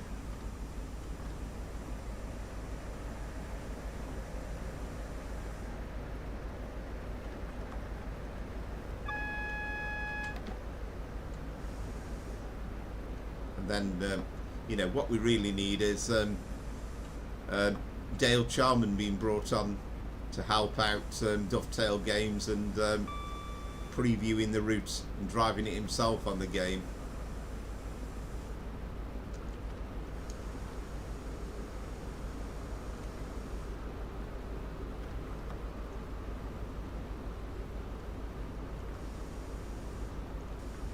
I mean, I'd love a bit of Southwestern stuff to be done as well, and have Waterloo in the game, and you know, some of that commuter stuff around there, or maybe even into here, Waterloo to Reading, stopper.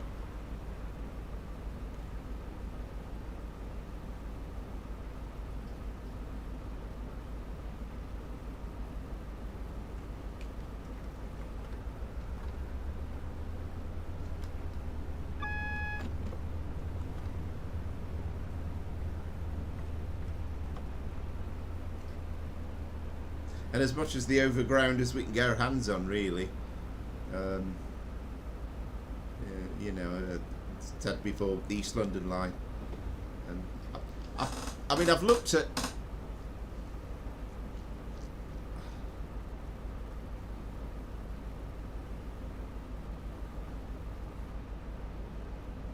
Yeah, that would be absolutely fantastic, wouldn't it? I mean, with a 24-hour timetable, it would be amazing.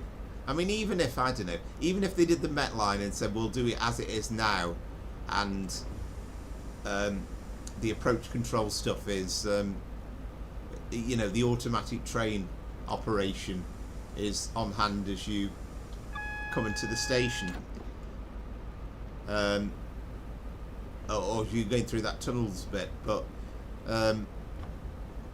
you know, that'd be fine, wouldn't it? But with the option of switching it off, I mean, in a kind of a way, I mean, I like the challenge of driving it on, like how Just Trains have done it in that period before ATO came on, but I can imagine all the confusion over driving it properly if it was in Train Sim World 5. I mean, I've seen a load of people streaming the Met Line with absolutely no concept at all of the approach control signals.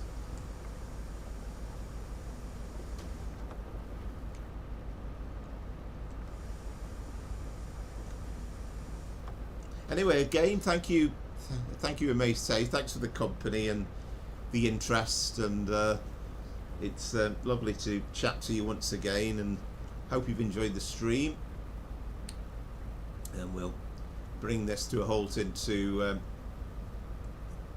to Reading, and again, just to say thank you for everybody that's watched tonight, and if you're watching back and if you've not done it before, then please like and subscribe to the channel. But everybody that watches, all the interest is appreciated, and I'll certainly be back next week, hopefully at 5 o'clock again. Yeah, my pleasure, and again, it's been a pleasure to do it. I'll try and do it so it's not, I'm a bit more prepared next week. Just trying to get in things organised, really. I've got another Christmas meal coming up, but that's on Friday, so I've got the whole of Saturday to recover from if there's any issues there.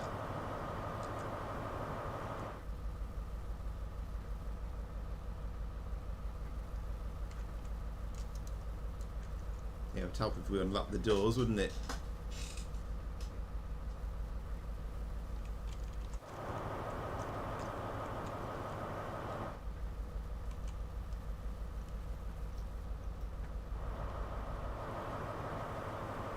Quick wander around.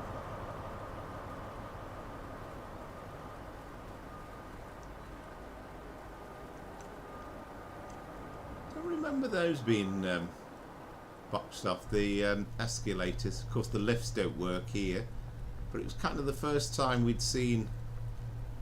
So some of the escalators are workable. Okay. It was the first time we had the concourse modelled properly in the game.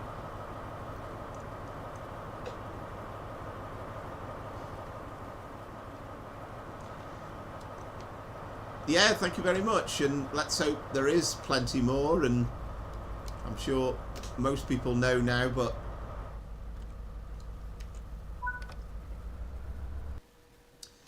of course all the announcements from Dovetail Games every day this week again from 2 o'clock. But again, once more, thank you very much for watching, everybody. Thanks for the support, and I'll say please hit that like and subscribe channel if you haven't done so before, and I'll be back next week at 5 o'clock, and I'll see if I can do any more before then, but if not, it'll be 5 o'clock. So see you, and until next week, probably. Goodbye.